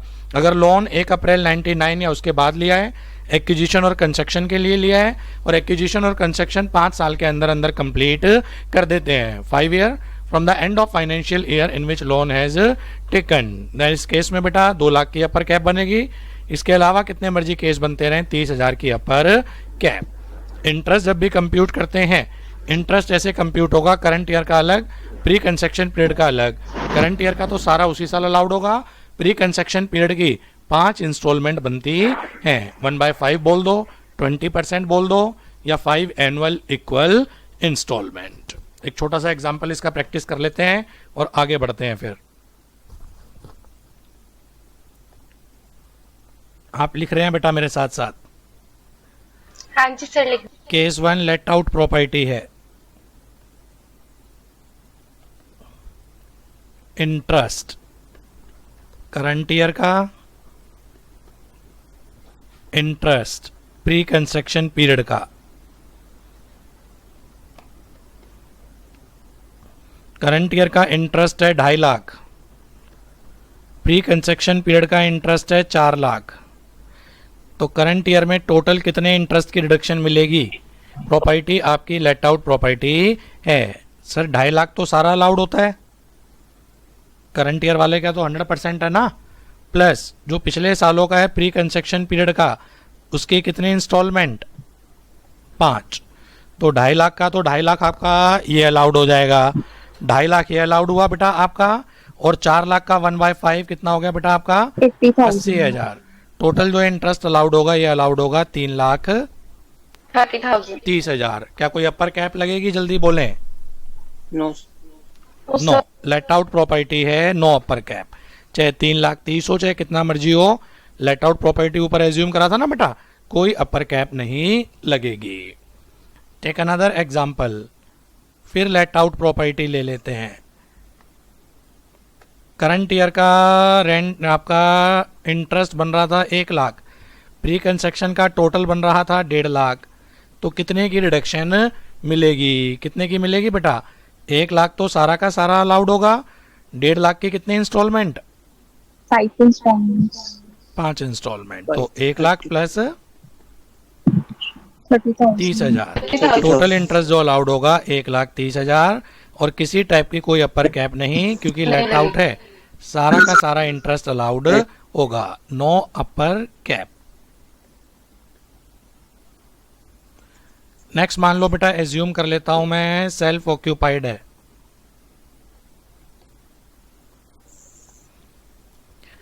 करंट ईयर का इंटरेस्ट है बेटा आपका 180, प्री कंस्ट्रक्शन का है 2 लाख। तो पहले तो इंटरेस्ट निकाल लो, 180 सारा का सारा करंट ईयर वाला, प्री कंस्ट्रक्शन की कितने इंस्टॉलमेंट? 5। कितना हो जाएगा बेटा? 180 और 40, 2,20,000 है ना? अपर कैप लगेगी। और अब की बार क्या लग जाएगी? अपर कैप भी है। अपर कैप लगेगी। Subject to upper cap. मैं मान रहा हूँ वो 3 कंडीशन सेटिस्फाइड है, 99 वाली, एक्विजिशन कंस्ट्रक्शन वाली। तो अपर कैप कितने की हो जाएगी? 2 लाख की।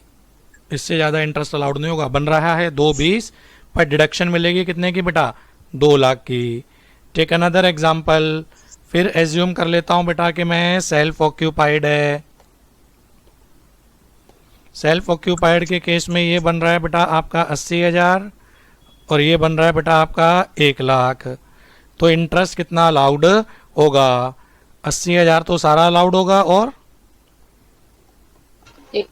1 लाख की 5 इंस्टॉलमेंट, कितना बन जाएगा टोटल बेटा? ये 1 लाख ऑलरेडी अपर कैप के अंदर है। अगर बेटा सब्जेक्ट टू अपर कैप तो है ये, क्योंकि सेल्फ ऑक्यूपाइड है ना, तो अगर अपर कैप 2 लाख वाली है तो पूरा अलाउड हो जाएगा, सारा का सारा ये 1 लाख। और अगर अपर कैप बेटा है ही 30,000 वाली तो आपको फिर 30,000 अलाउड होगा, आपको एक्स्ट्रा एक्सेस डिसअलाउड हो जाएगा। तो बस यही समझाना चाह रहा हूँ। एक तो 2-3 चीज़ें, करंट ईयर का सारा अलाउड होता है, प्री कंस्ट्रक्शन पीरियड की 5 इंस्टॉलमेंट बनती हैं, उन दोनों का टोटल कर लेना। लेट आउट के केस में सारा अलाउड है, और आपका सेल्फ ऑक्यूपाइड के केस में अपर कैप लग जाती है 2 लाख या 30,000 एज द केस में भी। प्री कंस्ट्रक्शन पीरियड बताना बेटा कहाँ से स्टार्ट होता है और कहाँ खत्म होता है, इसको खत्म कर लेते हैं ना। प्री कंस्ट्रक्शन पीरियड थ्योरेटिकल बोलो, लिखवा तो मैंने रखा ही आपको बेटा। जिस दिन लोन लिया स्टार्ट वहां से होता है, खत्म कब होगा? जिस दिन कंस्ट्रक्शन कंप्लीट हुई उससे पहले वाले 31 मार्च। जिस दिन लोन लिया ये स्टार्ट वहां से होता है, खत्म कब होता है बेटा? जिस दिन कंस्ट्रक्शन कंप्लीट हुई उससे पहले वाले 31 मार्च। और अगर उससे पहले ही लोन रीपे कर दिया तो जिस दिन लोन रीपे करा बेटा, है ना भाई। लो में लिखा है जिस दिन कंस्ट्रक्शन कंप्लीट हुई उससे पहले वाले 31 मार्च। हो सकता है लोन उससे पहले रीपे हो गया हो, तो लोन अगर उससे पहले रीपे हो गया है तो लोन रीपेमेंट तक क्या होगा? Pre construction period. आप लिखना चाहो तो इसके 2 केस बनेंगे बेटा। Loan repay after completion of construction,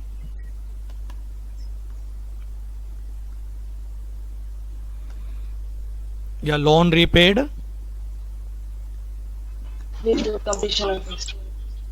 before completion of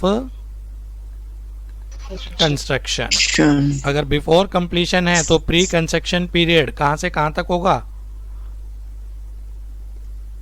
जिस दिन लोन लिया वहां से स्टार्ट, और कब तक चलेगा? रीपेमेंट तक। To the repayment. यस। अगर कंस्ट्रक्शन कंप्लीट से पहले लोन रीपे हो गया तो जिस दिन लोन लिया था स्टार्ट वहां से खत्म होगा बेटा, जिस दिन हम क्या कर देंगे? रीपे कर देंगे। और अगर कंस्ट्रक्शन कंप्लीट होने के बाद है तो इस केस में प्री कंस्ट्रक्शन पीरियड स्टार्ट कहां से होना है बेटा? जिस दिन लोन लिया। हाँ जी सर। खत्म कहाँ पर होगा? ये कंस्ट्रक्शन पीरियड खत्म 31 मार्च। कौन से वाली? immediately preceding the year in which construction is होगा, in which construction is completed। तो इसके ऊपर भी एमसीक्यू बन सकता है कि बेटा कब आपका प्री कंस्ट्रक्शन पीरियड स्टार्ट? तो हमेशा ही बेटा आपका जिस दिन लोन लेते हैं वहां से स्टार्ट होता है, खत्म कब होता है? बेसिक प्रिंसिपल जिस दिन कंस्ट्रक्शन कंप्लीट हुई उससे पहले वाली 31 मार्च। हावेवर अगर लोन पहले ही रीपे हो गया तो जिस दिन लोन रीपे हुआ वहां तक प्री कंस्ट्रक्शन पीरियड माना जाएगा। इसका इंटरेस्ट निकाल लो, उसको डिवाइड बाय 5 कर दो। 5 एनुअल इक्वल इंस्टॉलमेंट में इसकी रिडक्शन मिलती है। और पहली बेटा कहां से स्टार्ट होती है इंस्टॉलमेंट? जिस साल कंस्ट्रक्शन कंप्लीट होती है। तो pre construction period shall be allowed as deduction in 5 annual equal installment, and first installment shall start from the year in which construction is completed। तो स्कोर लिखो और आगे बढ़ते रहो अपना। Pre construction period interest shall also allowed as deduction in 5 annual equal instalment. और first instalment कहां से स्टार्ट होगी? First instalment shall start from the year in which, अरे रिवाइज कर रहे हो भाई? Construction is completed. इंटरेस्ट बेटा इन टोटलिटी क्या हो गया बच्चे? वाइंड अप हो गया, सारा का सारा वाइंड अप कर दिया। इंटरेस्ट के जितने मैक्सिमम परमुटेशन कॉम्बिनेशन। कोई आपकी क्वेरी हो अब एक एक करके पूछ लो, नहीं मैं आगे लेके चलूंगा बेटा। नो सर कोई क्वेरी नहीं। बाकियों की कोई क्वेरी बेटा? No, sir. सर जो ओवरऑल लिमिट है कि 2 लाख और 30,000 की, ये सारे हाउस मिलाकर है या पर हाउस होगी? सेल्फ ऑक्यूपाइड के तो मैक्सिमम 2 ही हाउस अलाउड है ना बेटा, बाकी तो deem to be let out होते हैं। और इन केस अगर एक हाउस में तीनों कंडीशन फुलफिल है और एक में नहीं है, तो मैक्सिमम कितना अलाउड होगा? सेल्फ ऑक्यूपाइड 2 हाउस तक ये है बेटा आपके, क्योंकि 2 हाउस के बाद तो वैसे ही houses deem to be let out हो जाते हैं ना। अगर मेरे पास 3 हाउस हैं सेल्फ ऑक्यूपाइड, तो 2 ही सेल्फ ऑक्यूपाइड माने जाते हैं, बाकी deem to be let out होता है। और अपर कैप सेल्फ ऑक्यूपाइड के रिगार्डिंग है, तो यानी कि अपर कैप कितने हाउस के रिगार्डिंग लगेगी? 2 हाउस के रिगार्डिंग। 2 हाउस के। और बाकी deem to be let out है, क्योंकि deem to be let out है तो वहां पर कैप लगती नहीं है। और अगर हाउस 1 जो है वो तीनों कंडीशन फुलफिल कर रहा है और हाउस 2 नहीं कर रहा, तो मैक्सिमम 30,000 मिलेगा या मैक्सिमम हाउस 2 वन लाख? की हाउस 1 के रिगार्डिंग फिर हो जाएगी बेटा ओवरऑल मिला के जो होगी 2 लाख की होगी। तो हाउस 2 जो कंडीशन सेटिस्फाइड नहीं कर रहा उसकी तो 30,000 हो जाएगी ना। ओके आप ये कहना चाह रहे हैं कि 2 ही हाउस है सर, हाँ जी। है ना, और हाँ जी। एक हाउस जो है वो 2 लाख वाली कंडीशन सेटिस्फाइड नहीं कर पा रहा, तो दूसरे हाउस की अपर कैप कितनी हो जाएगी बेटा? 30,000। ओके। और कोई क्वेरी? चलो आगे।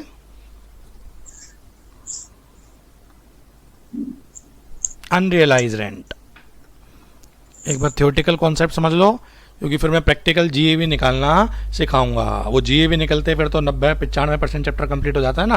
तो पहले अनरियलाइज रेंट थियोरेटिकल, वो रेंट जो टीनेंट लैंडलॉर्ड से क्या नहीं कर पाया बेटा? रिकवर नहीं कर पाया। Rent not recovered bye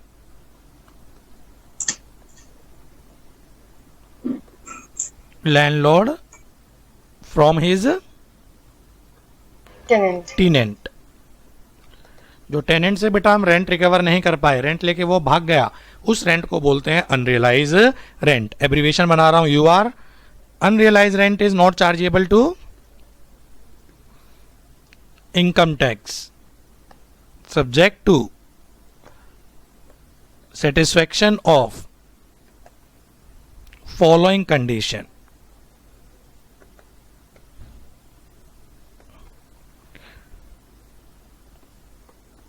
Subject to satisfaction of following condition. 5 condition लिखवाई थी बेटा आपके सामने, अगर नोट्स हो मैं बोलता हूं आप रिवाइज करते रहना। पहली कंडीशन टेनेंसी बोनाफाइड होनी चाहिए, केस बोनाफाइड होना चाहिए, मेलाफाइड नहीं। दूसरा बेटा डिफॉल्टिंग टेनेंट के पास कोई और प्रॉपर्टी पोसेशन में नहीं होनी चाहिए। तीसरा डिफॉल्टिंग टेनेंट ने ये प्रॉपर्टी क्या कर दी हो बेटा? वकेट कर दी हो। चौथा लैंडलॉर्ड सारी कोशिश कर चुका हो पर वो रेंट क्या नहीं कर पा रहा? रिकवर नहीं कर पा रहा। और पांचवा और लास्ट बेटा आपका असेसिंग ऑफिसर भी क्या होना चाहिए बेटा? सेटिस्फाइड होना चाहिए। ये पांचों कंडीशन सेटिस्फाइड हैं तो अनरियलाइज रेंट के ऊपर बेटा इनकम टैक्स नहीं लगता। पहले कंडीशन टेनेंसी बोनाफाइड, दूसरी कंडीशन टेनेंट के पास लैंडलॉर्ड की कोई और प्रॉपर्टी नहीं होनी चाहिए, तीसरी कंडीशन जिस प्रॉपर्टी के रिगार्डिंग डिस्प्यूट हुआ है रेंट पे नहीं करा वो प्रॉपर्टी टेनेंट ने खाली कर दी हो, चौथा लैंडलॉर्ड सारी कोशिश कर चुका हो पर उसको रेंट रिकवर नहीं हो पा रहा, और पांचवा असेसिंग ऑफिसर भी सेटिस्फाइड होना चाहिए। पांचों कंडीशन सेटिस्फाइड हैं, अनरियलाइज रेंट के ऊपर बेटा आपका इनकम टैक्स नहीं लगेगा। पहली condition tenancy must be Bonafide. Bonafide. दूसरा Tenant has Tenant. vacated the property. Has Vacated vacated the the property. Tenant should not be in possession of any other property of landlord. चौथा Landlord has landlord taken has taken all reasonable steps.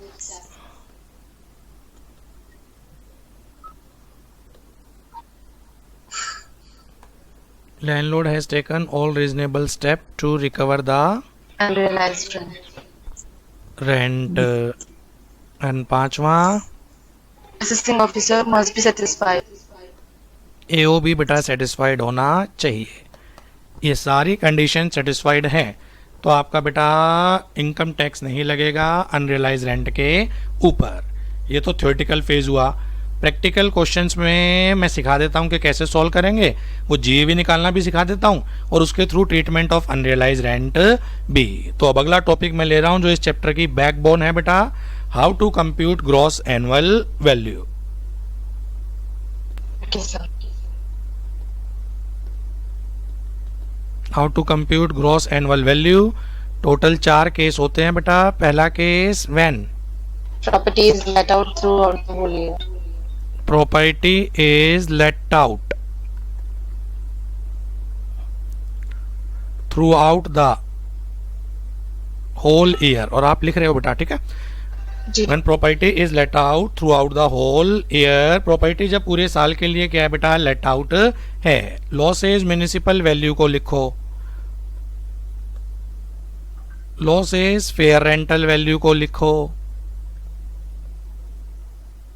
Losses standard rent को लिखो।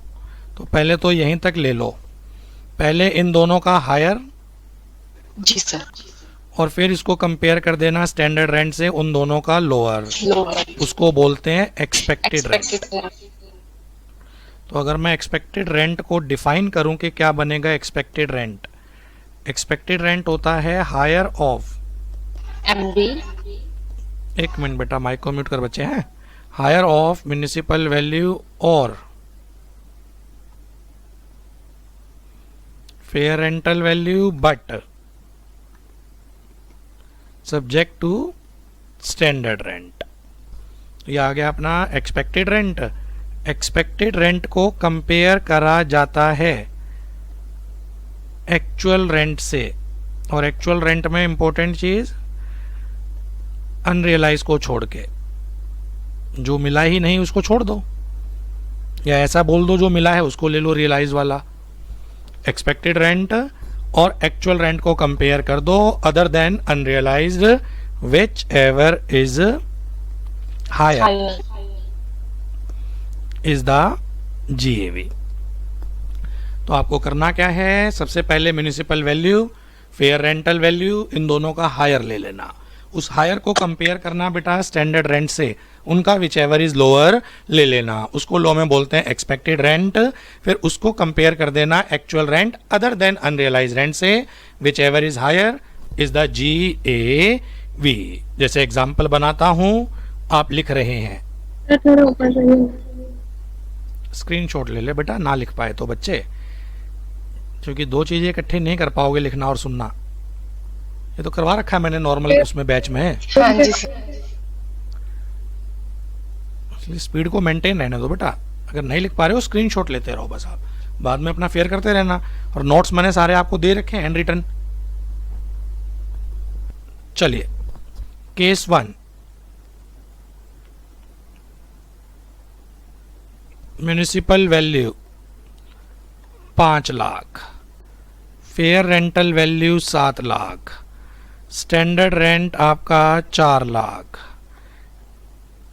Actual rent ये मान लेते हैं 50,000 रुपये महीना, और आपका अनरियलाइज रेंट ये मान लेते हैं आपका है 35,000। हर क्वेश्चन में आपको बेटा GAV निकालनी है, तो एक एक क्वेश्चन को ही सॉल्व करते रहते हैं। इसका सबसे पहले तो क्या निकालो बेटा, एक्सपेक्टेड रेंट, वो हो जाएगा 5 और 7 विच एवर इज हायर 7, 7 और 4 विच एवर इज लेस 4। फिर इसके बाद बेटा इसका actual rent other then 6 lakh. Other unrealized. Unrealised. तो एक्चुअल रेंट बन रहा है वैसे तो साल का 6 6 लाख, lakh. उसमें से अनरियलाइज रह गया 35,000। 6 लाख में से 35 गए बेटा 565. 565। तो अगर एक्सपेक्टेड रेंट को मैं नाम दूं A, इसको नाम दूं मैं B, तो मेरी GAV क्या हो जाएगी, A और B whichever is higher, 565. A or B, whichever is higher. This one is 565. इसमें कोई ifs and buts बेटा एग्जाम्पल केस ए में? No, sir. No, sir. Case B change करते रहते हैं बेटा. केस बी, अब मान लेते हैं इसको 10 लाख, 9 लाख, 12 लाख, 1 लाख रुपए महीना और अनरियलाइज रेंट एज्यूम कर लो आपका है बेटा ये 1 महीने का.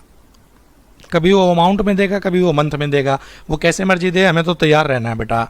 तो सबसे पहले तो एक्सपेक्टेड रेंट 9 और 12 विच एवर इज हायर. 12 और 11 whichever is less.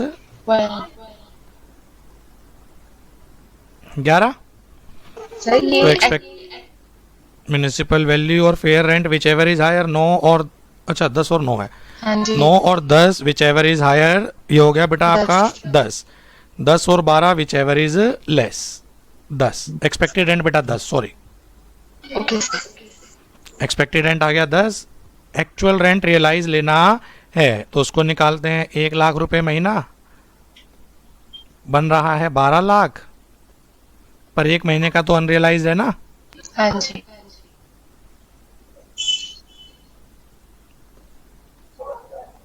11 lakh. जी सर. तो gross annual value expected rent और actual rent whichever is higher. हाँ जी समझ में आया या नहीं? आ गया सर. नेक्स्ट बेटा आपका एग्जाम्पल 3. लास्ट एग्जाम्पल बना देता हूँ बस ये. सर ये है म्यूनिसिपल वैल्यू 10 लाख, ये है 9 लाख, स्टैंडर्ड रेंट है ही नहीं इस प्रॉपर्टी के ऊपर. ये है आपका 1 लाख रुपए महीना और आखिरी के 3 महीने का अनरियलाइज रह गया. टेनेंट लेके भाग गया. ये इन्फॉर्मेशन है. ये इन्फॉर्मेशन है तो इसको सॉल्व कर देते हैं बेटा. 10 और 9 whichever is higher. 10 10. Standard rent है ही नहीं तो उसको छोड़ दो, तो यही एक्सपेक्टेड रेंट हो जाएगा ना.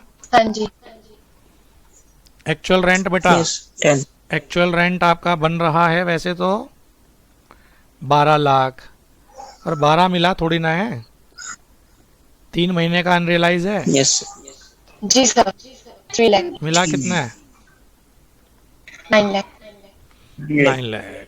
तो आपका बेटा 10 which lakh. Ever is higher expected rent और actual rent whichever is higher. GAV आ जाएगी बेटा अपनी 10 लाख. करना कुछ नहीं है. पूरे साल अगर प्रॉपर्टी लेट आउट है तो आपका म्यूनिसिपल वैल्यू ले लो, फेयर रेंटल वैल्यू ले लो, स्टैंडर्ड रेंट ले लो. उसको बेटा म्यूनिसिपल वैल्यू और फेयर रेंट का whichever is higher, higher को कंपेयर कर दो एक्सपेक्टेड रेंट से, स्टैंडर्ड रेंट से. विच एवर इज लोअर वो तो आ जाएगा एक्सपेक्टेड रेंट. एक्चुअल रेंट जो लेना है बेटा वो आपको लेना है रियलाइज, अनरियलाइज को छोड़ के. तो अनरियलाइज को छोड़ दिया तो बचा रियलाइज्ड. जो बच गया एक्सपेक्टेड रेंट और actual rent realise whichever is higher is the GAV. तीनों केस आपके सामने स्क्रीन पे बेटा. कोई भी इफ्स एंड बट्स. इन तीनों केसेस में पहली सिचुएशन वाइंड अप हो गई when property is let out throughout the whole year. No sir कोई. Shall I move on? हाँ जी सर. सर एक सिचुएशन बोले बेटा. सर एक बार स्क्रीन ऊपर कर थोड़ी. लो जी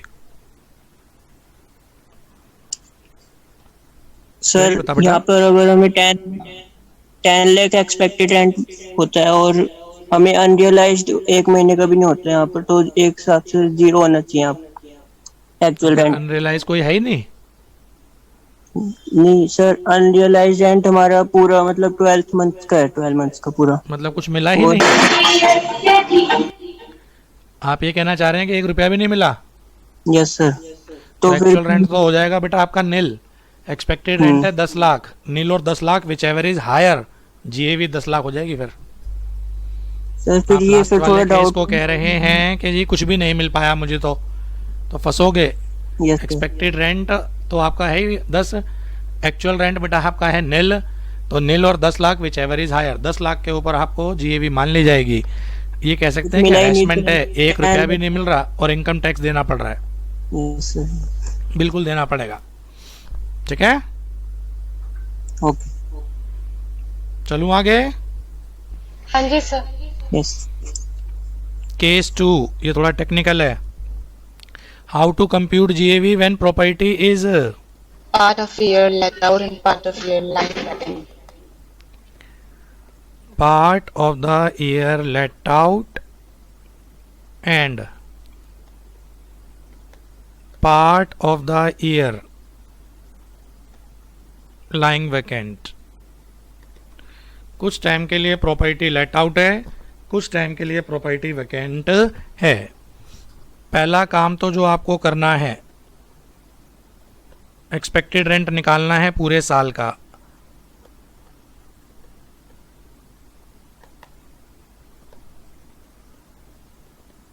यही था ना, जी सर. एक्सपेक्टेड रेंट पूरे साल का. स्टेप 2 में आपको निकालना है एक बार एनुअल रेंट. ये एज्यूम कर लेना कि ये प्रॉपर्टी अगर पूरे साल लेट आउट होती तो ये कितना किराया कमाती. मतलब नो डाउट है तो part of the year let out और पार्ट ऑफ द ईयर खाली है, पर आपको एक बार ये एज्यूम करना है कि ये प्रॉपर्टी पूरे साल लेट आउट होती तो ये कितना किराया कमा लेती. उसको बोलते हैं एनुअल रेंट. और इसमें किसको छोड़ देना, Unrealized rent. Other than unrealise rent को. ठीक. Okay फिर sir. इसका नेक्स्ट स्टेप में हायर ले लेना, higher of step 1 Step one. And Step 2. Step 2. वो जो भी हायर आ जाए उसमें से माइनस कर देना बेटा वैकेंसी अलाउंस.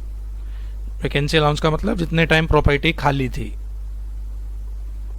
बैलेंस जो बचेगा वो बचेगा GAV. दोबारा देखो, फिर मैं प्रैक्टिस कराता हूँ.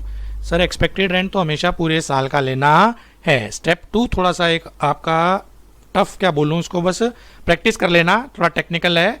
एनुअल रेंट लेना होता है. एज्यूम करते हैं कि प्रॉपर्टी ये पूरे साल होती तो कितना किराया कमा लेती. प्रॉपर्टी पूरे साल किराए पे होती तो ये कितना कमा लेती, वो ले लेना बेटा. और उसको लेना है अदर देन अनरियलाइज रेंट. तो स्टेप 1 और step 2 whichever is higher कर देना, उसमें से वैकेंसी अलाउंस माइनस कर देना, वो आ जाएगा बेटा आपका GAV. जैसे एग्जांपल देता हूं, एग्जांपल 1, म्यूनिसिपल वैल्यू मान लेते हैं 10 लाख है, फेयर रेंटल वैल्यू मान लेते हैं 7 लाख है, स्टैंडर्ड रेंट मान लेते हैं आपका बेटा 9 लाख है, और एक्चुअल रेंट है 1 लाख रुपए महीना. और प्रॉपर्टी यहां लिख रहा हूं मैं लेट आउट पीरियड 9 महीने, वैकेंसी पीरियड कितना हो जाएगा बेटा 3 महीने. और पहले क्वेश्चन में एज्यूम कर लेता हूं अनरियलाइज रेंट है नहीं, एज्यूम कर लिया बेटा मैंने अनरियलाइज रेंट है नहीं. तो इस केस में स्टैंडर्ड रेंट को 8 कर लो 9 की जगह, स्टैंडर्ड रेंट को 8 कर लो बेटा. तो इन्फॉर्मेशन में आपने लिखा है municipal value 10, fair rental value 7, standard rent बेटा आपका 8 लाख, और इसके बाद एक्चुअल रेंट हो जाएगा बेटा आपका 1 लाख रुपए महीना. एक्चुअल रेंट जो है आपका बच्चे 1 लाख रुपए महीना. 9 महीने के लिए प्रॉपर्टी लेट आउट है, 3 महीने के लिए खाली है, अनरियलाइज रेंट कुछ है नहीं. तो सबसे पहला काम तो हम क्या करेंगे बेटा, NBA 5. Expected rent. वो आ रहा है 10 और 7 विच एवर इज हायर, 10 और 8 whichever is less Lower. हाँ जी, तो 8 लाख. 8.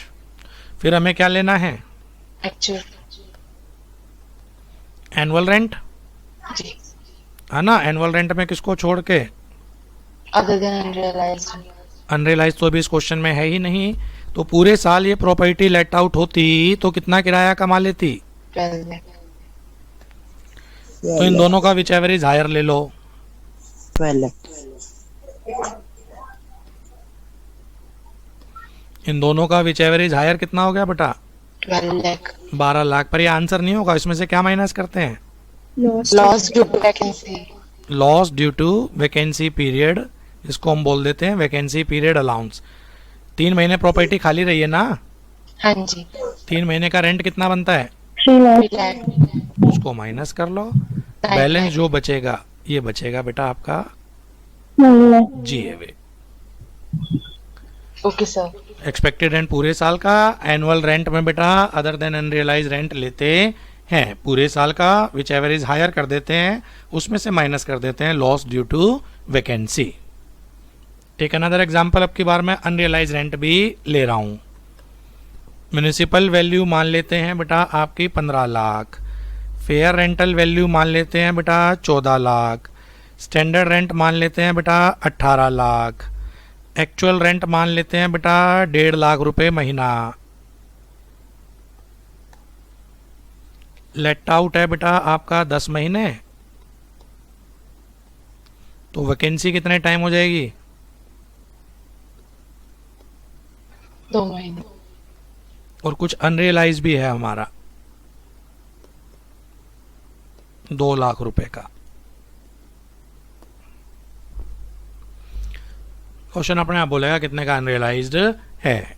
तो अब इसको सोल्व करो जी, एक नंबर में आएगा ये, MCQ बन जाएगा कंप्यूट GAV। कर देते हैं। पहला काम क्या निकालना होता है बेटा? Expected rent. एक्सपेक्टेड रेंट है 15 और 14 विच एवर इज हायर। 15 और 18 which ever is lower. Lower 15 lakh.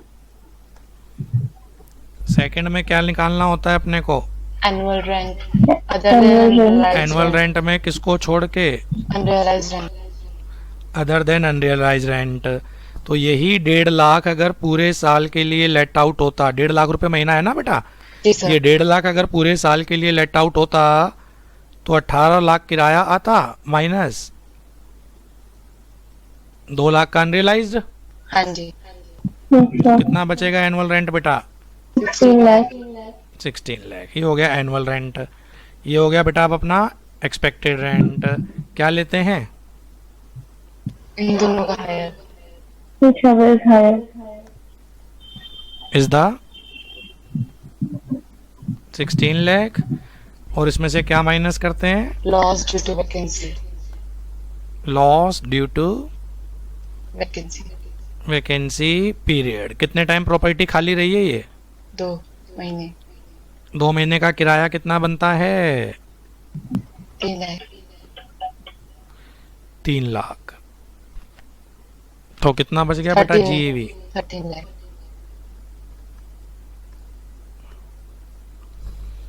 GAV आ गया बेटा अपना 13 लाख। Okay इसमें तो sir. कोई दिक्कत नहीं। Loss.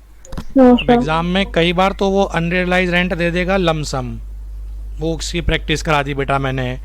कई बार वो अनरियलाइज रेंट जो देता है वो बोल देगा 1 महीने का रेंट अनरियलाइज्ड है।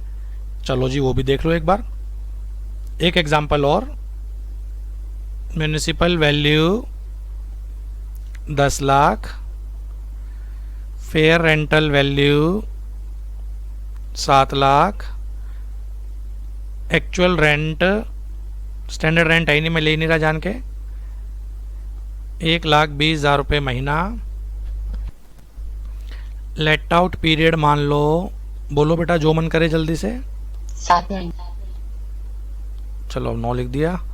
और वैकेंसी कितना हो जाएगा फिर? 3 months.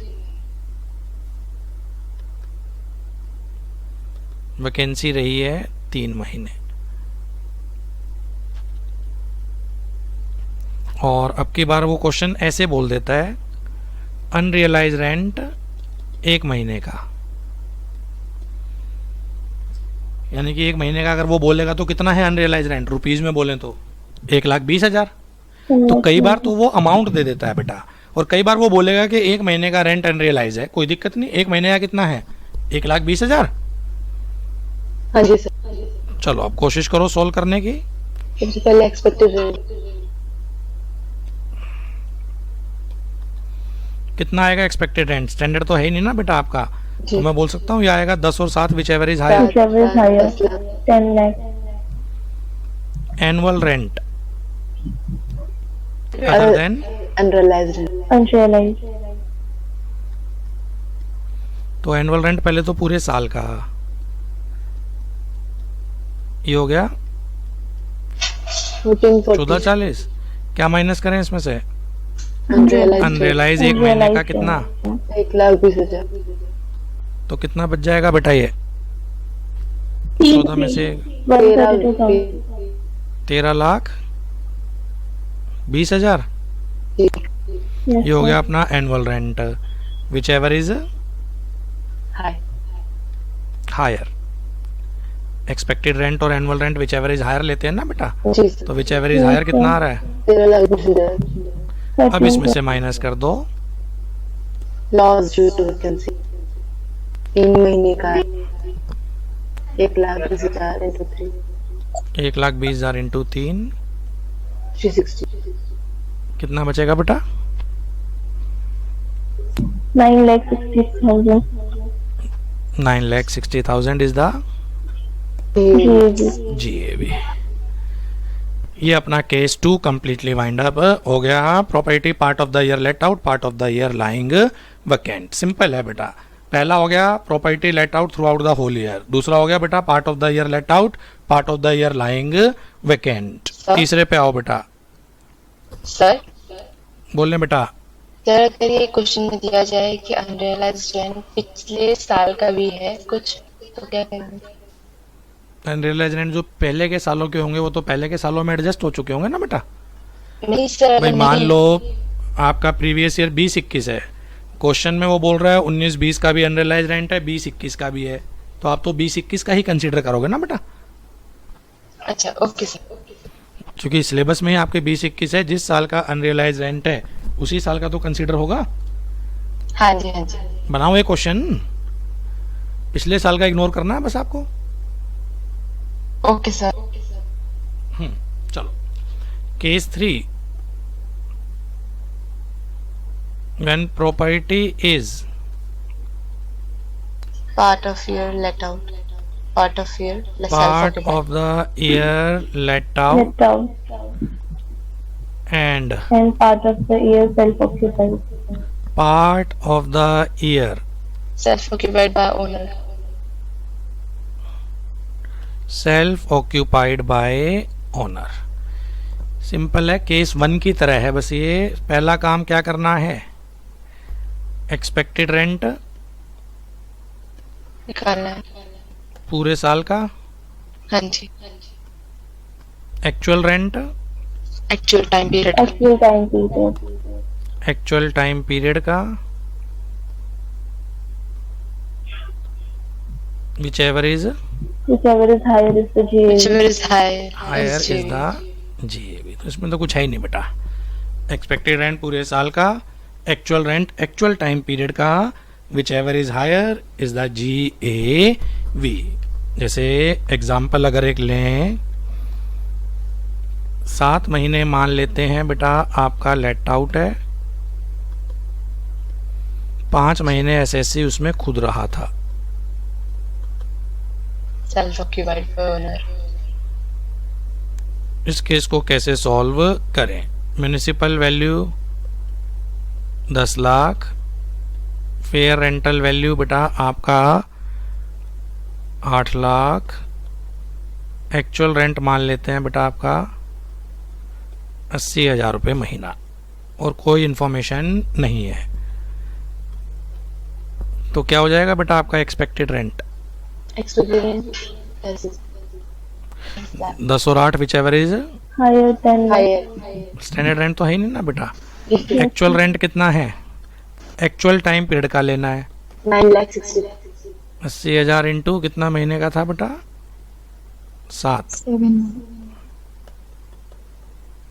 5,60,000. तो GAV whichever is higher.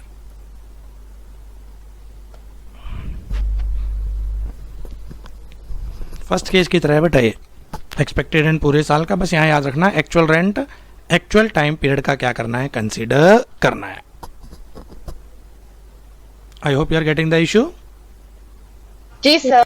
Yes sir. ये हो गया बेटा अपना केस 3। केस 4 अगर याद आ रहा हो, self occupied by owner throughout the whole year. when property is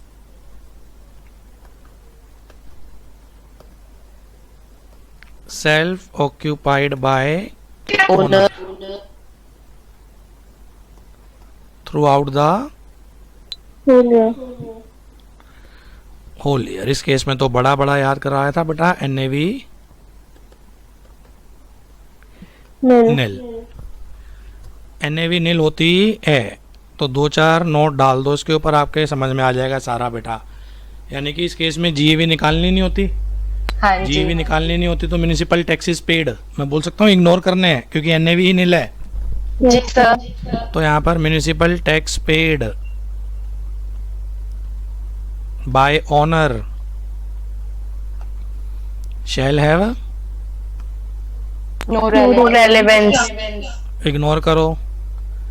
NAV nil है तो standard deduction at the rate of 30%। नील।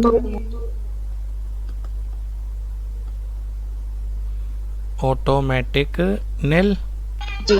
क्योंकि एनएवी ही नील है। तीसरा, केवल एक डिडक्शन मिलती है maximum interest on loan for house, house shall be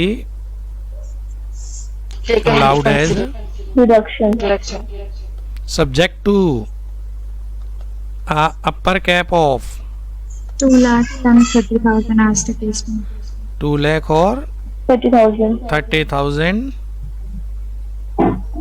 as the case may be, may be. तो interest on loan for house shall be allowed as deduction subject to a upper cap of 2 lakh or 30,000 as the case may be. ये हो गया self occupied. और इसी में उसको भी revise करो, अगर 2 हाउसेस तक सेल्फ ऑक्यूपाइड हैं तो एनएवी नील होगी। अगर 2 से ज़्यादा हाउस सेल्फ ऑक्यूपाइड हैं, 2 सेल्फ ऑक्यूपाइड माने जाएंगे, बाकी सब क्या मान लिए जाते हैं बेटा, deem to be let out. तो अब इनके प्रैक्टिकल तो बहुत लंबे हो जाते थे बेटा, वो तो बनेंगे नहीं। क्लास में तो मैंने कराए थे कि अगर कॉलेज में भी आ जाए 8-8 नंबर में बनेंगे बेटा। एमसीक्यू बेस में तो थ्योरेटिकल याद रखने हैं। 2 हाउसेस तक सेल्फ ऑक्यूपाइड हैं, एनएवी नील। 2 से ज़्यादा हाउस अगर सेल्फ ऑक्यूपाइड कर लिए, 2 की एनएवी नील होगी बेटा आपकी, बाकी हाउसेस क्या हो जाएंगे, deem to be let let out. Out, तो up to 2 houses self occupied, जल्दी बोलो, NAV of both houses, shall be nil. Nil, एक इंपॉर्टेंट चीज याद रखना, दोनों हाउस के एनएवी नील है और इंटरेस्ट अलग अलग नहीं मिलेगा, 2 लाख उसको 2 लाख इसको। ओवरऑल कैप है 2 लाख की, जी सर। है ना। मेरा एक हाउस है बेटा पटेल नगर में, मेरा एक हाउस है बेटा रोहिणी में, दोनों ही सेल्फ ऑक्यूपाइड है। लॉसेस दोनों की एनएवी नील करो, और जब इंटरेस्ट की अपर कैप निकालेंगे ना बेटा, वो दोनों हाउसेस को क्लब करके इकट्ठा करके निकालेंगे, 2 लाख या 30,000 एज द केस में भी। Okay sir. ठीक। और अगर 2 से ज्यादा हाउसेस सेल्फ ऑक्यूपाइड है, 2 को मोर self देन occupied माना जाएगा। 2 houses are self occupied, remaining shall be. तो 2 हाउस तक तो अलग करो, above 2 हाउस अलग करो, up to 2 house self occupied. Self occupied, NAV nil, nil. Nil. 2 से ज्यादा है तो deem to be let out. अगर लेट आउट हो गए, deem to be let out, तो बेटा यहाँ पर मैं बोल सकता हूँ एक्सपेक्टेड रेंट ही जीएवी आएगा, क्योंकि जी एक्चुअल सर, रेंट तो आएगा। होगा ही नहीं आएगा सर। भाई। एक्सपेक्टेड रेंट ही तो जीएवी निकलेगा ना, लेट आउट के केस में तो जीएवी निकालनी पड़ती है ना बेटा। हाँ जी। तो जीएवी क्या होगी सर, जीएवी जो होगी वो होगी बेटा आपकी साहब एक्सपेक्टेड रेंट ही जीएवी होगी। Okay sir. ये है बेटा आपका treatment of self occupied house. एक क्वेरी है बेटा चैट बॉक्स में, 2 houses self occupied and 1 in rent staying on government property, what will happen. मतलब 2 हाउसेस सेल्फ ऑक्यूपाइड है और खुद किराए के मकान में रह रहा है। तो अगर हाइपोथेटिकल क्वेरी है, जो 2 सेल्फ ऑक्यूपाइड हैं, लो उनकी एनएवी नील कर रहा है। जिनकी भी क्वेरी है बेटा, ये 2 सेल्फ ऑक्यूपाइड हाउसेस की एनएवी नील है। ये हो गया साहब Okay, sir. आपका हाउ टू कंप्यूट जीएवी, चारों परमुटेशन कम्बिनेशन इन टोटलिटी। फिर इसमें दो चार छोटे मोटे कॉन्सेप्ट थे, वो इसको इकट्ठा कर लेते हैं। पहला था प्रॉपर्टी ओन्ड बाय को ओनर। जी सर। सेक्शन 26। प्रॉपर्टी के क्या है बेटा, एक से ज्यादा ओनर हैं, तो या तो वो प्रॉपर्टी को क्या करेंगे बेटा, लेट आउट करेंगे, जी फिर सेल्फ ऑक्यूपाइड करेंगे, या तो वो प्रॉपर्टी को किराए पे दे देंगे, या प्रॉपर्टी उनकी क्या होगी बेटा, सेल्फ ऑक्यूपाइड। सेल्फ ऑक्यूपाइड होगी। तो पहले इसको निपटा दो। NAV of each Conor shall be nil, is निल, और ईच को owner is entitled to claim deduction, on account of interest subject to upper limit of 2 lakh. is entitled to claim deduction on account of interest। और जो interest की upper cap है 2 लाख या 30,000, वो पर को ओनर है या सबकी मिला के है? पर को ओनर है या सबकी मिला के है बेटा? पर कोनर, पर को ओनर, पर को owner upper cap is 2 lakh और 50 एज द केस maybe। में भी। तो अगर प्रॉपर्टी के एक से ज्यादा ओनर हो जाते हैं, ए बी सी डी 4 जनों ने मिलकर प्रॉपर्टी खरीद ली, या तो खुद रहेंगे या उसको किराए पे देंगे। तो पहले तो मैंने ले लिया बेटा कि खुद रह रहे हैं, तो सबके एनएवी नील करते रहो। एनएवी नील हो जाएगी बेटा, स्टैंडर्ड डिडक्शन ऑटोमेटिक नील, क्योंकि एनएवी अगर नील है तो इंटरेस्ट की डिडक्शन मिलेगी, हर को ओनर को अलग अलग डिडक्शन मिलेगी। हाँ, अपर कैप लग जाएगी 2 लाख या 30,000 एज द केस में भी। और पर को ओनर अपर कैप है, ये नहीं कि सबके मिला के ही 2 लाख है, अलग अलग सबके ऊपर अलग अलग क्या लगेगी, अपर कैप लगेगी। इसमें तो कोई इशू नहीं बेटा।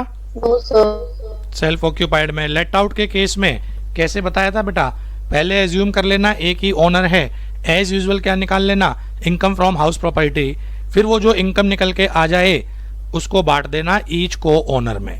ये तो था। हाँ तो जी। यहाँ पर क्या करेंगे बेटा, first compute, income from HP is usual manner. first compute income under the head house property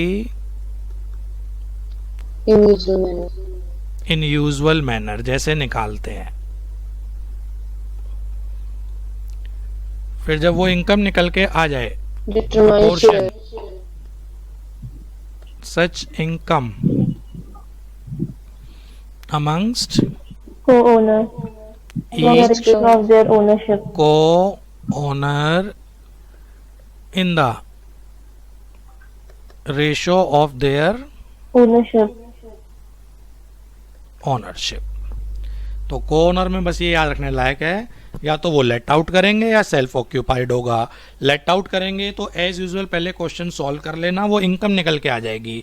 let's say income निकल के आ गई 50,000, 4 को ओनर हैं, 50,000 डिवाइड बाय 4, इतनी इतनी इनकम बेटा चारों में बढ़ जाएगी। और अगर उन्होंने सेल्फ ऑक्यूपाइड कर रखा है तो एनएवी नील हो जाती है। नील एनएवी के केस में बेटा हर को ओनर को अलग अलग इंटरेस्ट की डिडक्शन मिलेगी और अलग अलग अपर कैप लगेगी 2 लाख या 30,000 एज द केस में भी। ये हो गया बेटा अपना कॉन्सेप्ट को ओनर का भी। इसमें भी कोई दिक्कत झगड़ा परेशानी? No sir. No, sir. Next 2 छोटे छोटे कॉन्सेप्ट और हैं, एक रिकवरी ऑफ अनरियलाइज रेंट और एक बेटा आपका रिकवरी ऑफ अरियर्स। तो हाँ पहले जी ले सर। लेते हैं recovery of. Unrealised. Unrealized rent. Past में कोई रेंट डूबा था, करंट में वो रेंट क्या हो रहा है बेटा, अब रिकवर हो रहा है। पास्ट में कोई रेंट डूबा था, अब क्या हो रहा है बेटा, वो रेंट हमें टेनेंट से रिकवर हो रहा है। उस रिकवरी को बोलते हैं अनरियलाइज रेंट। पॉइंट नंबर 1 पहले बोलता हूं फिर सारे लिखवाऊंगा। Point number 1, recovery shall always taxable under the head house property. वो प्रॉपर्टी एग्जिस्टेंस में है या नहीं जिसके रिगार्डिंग अनरियलाइज रेंट था, उससे लेना देना नहीं। Unrealise rent recovery shall always taxable under the head house property whether और नॉट प्रॉपर्टी इन एग्जिस्टेंस। पहला पॉइंट, रिकवरी टैक्सेबल तभी होती है जब बेटा पास्ट में उसकी डिडक्शन मिली थी। अगर पास्ट में डिडक्शन ही नहीं मिली थी then nothing shall be taxable. तो पहला पॉइंट तो हो गया बेटा, रिकवरी टैक्सेबल होगी हाउस प्रॉपर्टी में, चाहे प्रॉपर्टी एग्जिस्टेंस में है या नहीं है। दूसरा पॉइंट, टैक्सेबल तभी होती है जब पास्ट में इसकी क्या मिली थी बेटा, अपने को डिडक्शन मिली थी। और तीसरा पॉइंट बेटा, रिकवरी ऑफ अनरियलाइज रेंट में से भी 30% की क्या मिलेगी साहब, स्टैंडर्ड डिडक्शन अलाउड होगी। तो पहले 3 पॉइंट लिखते हैं बेटा। पहला, Recovery shall be taxable only when allowed. Recovery had house of property. unrealized rent shall always taxable under the head We had house property. house property whether or not property is in existence. 15-16 में unrealise rent हुआ था, 20-21 में recover हो गया, पर 20-21 में मेरे पास वो प्रॉपर्टी नहीं है, वो पहले ही मैं बेच चुका हूँ, लॉसेस कोई दिक्कत नहीं, प्रॉपर्टी का पोसेशन में होने की कोई रिक्वायरमेंट नहीं है। रिकवरी अगर आपको हुई है, ये रिकवरी हम क्या करेंगे, हाउस प्रॉपर्टी में ही टैक्सेबल करेंगे। ऐसी कोई रिक्वायरमेंट नहीं है कि प्रॉपर्टी आपके पास इन पोसेशन होनी चाहिए। सेकेंड, रिकवरी टैक्सेबल तभी होती है जब पास्ट में इसकी क्या मिली है बेटा, deduction. Recovery shall be taxable only when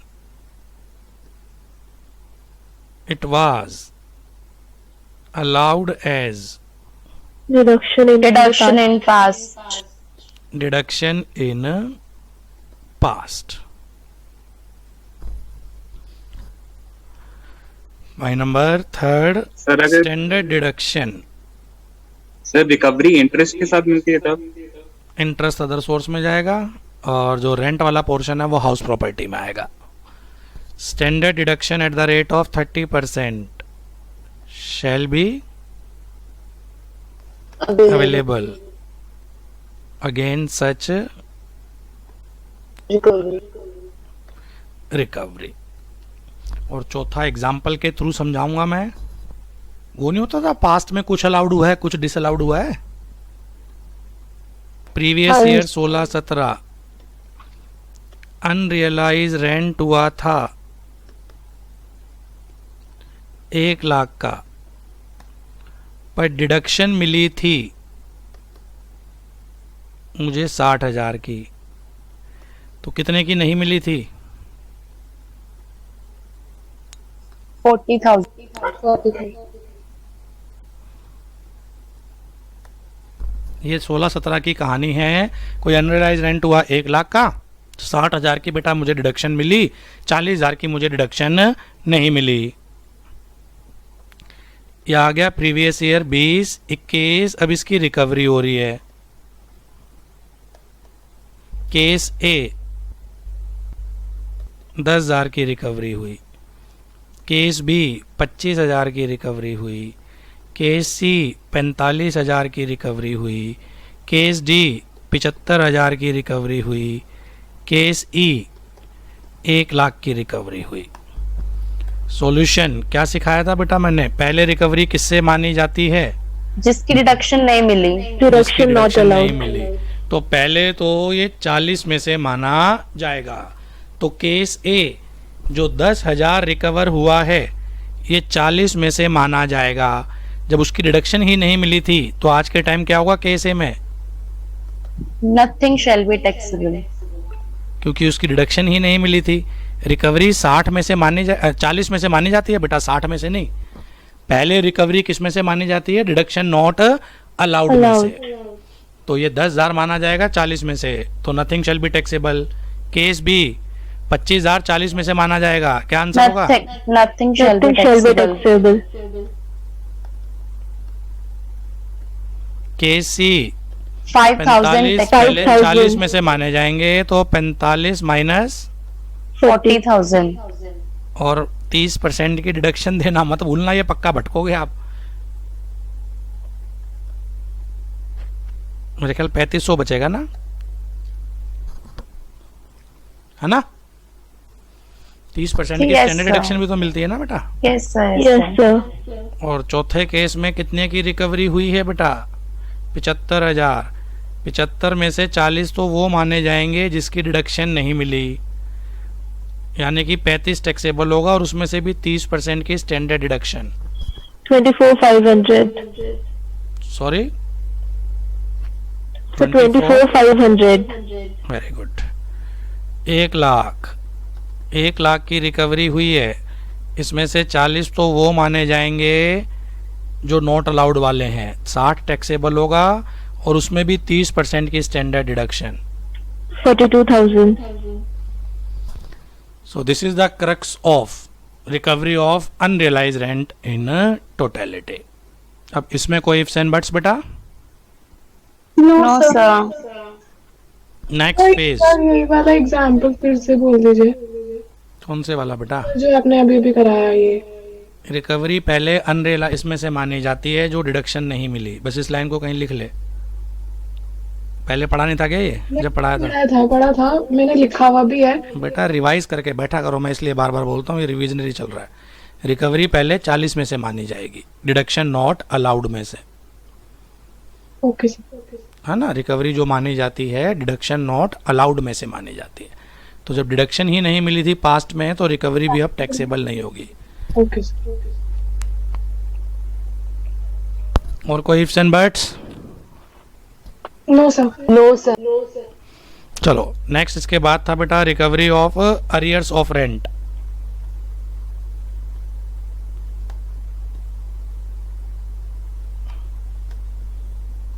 इसमें तो बस 2 ही पॉइंट याद रखने लायक हैं। एक तो अरियर ऑफ रेंट का मतलब क्या होता है? जब रेंट इंक्रीज होता है और बैक डेट से उसका इफेक्ट चला जाता है। लैंडलॉर्ड ने 50,000 से बढ़ा के रेंट कर दिया 60,000 रुपये महीना और इफेक्ट दे दिया 2-3 साल बैक डेट से, तो डबल मार। एक तो रेंट बढ़ गया और बैक डेट से क्या हो गया, इफेक्ट आ गया। तो जैसे अरियर ऑफ सैलरी नहीं होती, हाँ जी, हाँ जी। Yes, ऐसे ही sir. Arrear of rent. तो when Rent is increased by landlord. When rent increased by landlord Retrospectively. Retrospectively. जब रेंट बेटा इंक्रीज हो जाता है retrospectively, such increase rent Is known as area of rent. arrear of rent। Is known as arrear of rent. किस साल taxable होंगे? जिस साल के एरियर हैं, जिस साल रिसीव हुए। जिस साल रिसीव्ड हुए। 19-20 के एरियर अपने को 20-21 में रिसीव हुए। 19-20 के एरियर अपने को 20-21 में रिसीव हुए। किस साल टैक्सेबल होते हैं ये? जिस साल रिसीव हुए। गुड। बस एमसीक्यू में यही याद रखना बेटा, taxable in the year in which It is actually received। arrears are actually receive। क्या इसमें से भी 30% की स्टैंडर्ड डिडक्शन मिलेगी?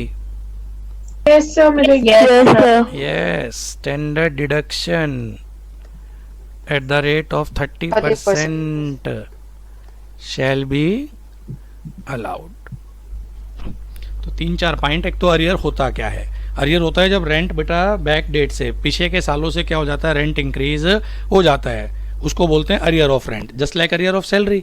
पॉइंट नंबर 2, ये टैक्सेबल होता है आपका बेटा उस साल जिस साल ये आपको अरियर रिसीव हो रहे हैं। एंड पॉइंट नंबर 3 बेटा, इसमें से भी क्या मिल जाती है, 30% की स्टैंडर्ड डिडक्शन अलाउड हो जाती है। Am I clear? हाँ जी। Yes sir। और एक लास्ट कॉन्सेप्ट था इसमें, फिर ये हाउस प्रॉपर्टी भी अपना कंप्लीटली वाइंड अप हो जाएगा बेटा। इसमें ये था, if letting out is incidental और एंसिलरी टू मेन बिजनेस। याद है बेटा वो मैंने केस कराया था आपका बोकारो स्टील का एक, तो एक बार लिख लो फिर समझाता हूँ। Yes, sir. Letting out is incidental और Ancillary to main business. if letting out is incidental or ancillary to main business, then income from such letting out is taxable under the head PGBP. जैसे example दिया था बेटा मैंने, Bokaro steel का plant लगा हुआ है, वो जहाँ लोग बाग रहते थे वहाँ से बेटा बहुत दूर था, उनको अप डाउन करने में बहुत टाइम लगता था। उसने प्लांट के बगल में ही क्या बना दिए थे बेटा, स्टाफ क्वार्टर, फ्लैट बना दिए थे और एम्प्लॉय को किराए पे दे दिए थे। उनको आने जाने में बहुत टाइम लगता था, उनकी एफिशिएंसी डाउन हो जाती थी बेटा आने जाने में ही साहब। उसने क्या करा, बगल में ही स्टाफ क्वार्टर बना दिया और एम्प्लॉय को किराए पे दे दिए। अब पर्पस किराए पे देना नहीं है, पर्पस तो मेन बिजनेस को क्या है बेटा, एफिशिएंटली चलाना, इफेक्टिवली तरीके से चलाना। तो ये जो रेंटल इनकम आएगी ये हाउस प्रॉपर्टी में नहीं जाएगी, ये रेंटल इनकम भी कहाँ चली जाएगी बेटा, आपकी अंडर द हेड PGBP। और एग्जांपल दिए थे बेटा, हर बड़ी फैक्ट्रीज के अंदर ही ATM होता है। Yes, एक sir. कोने में फैक्ट्री गेट के बगल में ही वो क्या खुलवा देते हैं, ATM खुलवा देते हैं। एटलस कंपनी बेटा अब उसने अपने फैक्ट्री पे क्या कर दिया, ATM, SBI के ATM को किराए पे जगह दे दी। अब किराया तो उसको भी आ रहा है, वो पर्पस किराया कमाना नहीं है, वो पर्पस ये है बेटा, एम्प्लॉय कहाँ बैंकों में धक्के खाएंगे, उन्हें पैसा निकालना होता है, सैलरी अकाउंट में आती है सीधी, कैश में तो मिलता नहीं। अब उन्हें पैसा निकालना है तो उसके लिए क्या कर दिया बेटा, प्रीमाइसिस में ही ATM को क्या कर दिया उन्होंने, जगह किराए पे दे दी। अब इस केस में बेटा वो लेटिंग आउट तो है, रेंटल इनकम भी है, पर वो लेटिंग आउट कोई मेन बिजनेस नहीं है। वो मेन बिजनेस के क्या है, इंसिडेंटल और एंसिलरी इनकम है। वो जो भी इनकम होगी वो सारी की सारी अपनी हाउस प्रॉपर्टी में क्या होगी बच्चे, टैक्सेबल होगी। कंप्लीटली वाइंड अप हो गया बेटा अपना income under the head house property. Sir एक बार ये नोट पढ़ दो फिर से।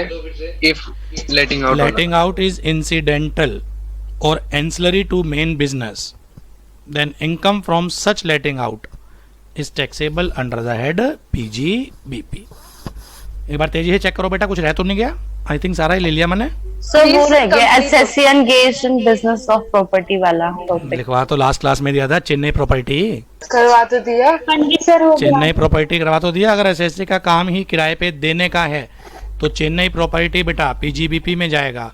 और अगर उसका काम बेटा सेल परचेज का है, स्टॉक इन ट्रेड, तो स्टॉक इन ट्रेड आता है income under the head house property. उसमें जो अनसोल्ड बचे रह गए 2 साल तक NAV नील होती है, 2 साल के बाद बेटा वो क्या हो जाते हैं, deem to be let out. ये तो ले लिया था लास्ट क्लास में बेटा मैंने, ठीक है, मतलब इंट्रोडक्शन में ही ले लिया था ना। तो वाइंड अप हो गया बेटा अपना हाउस प्रॉपर्टी इन टोटलिटी।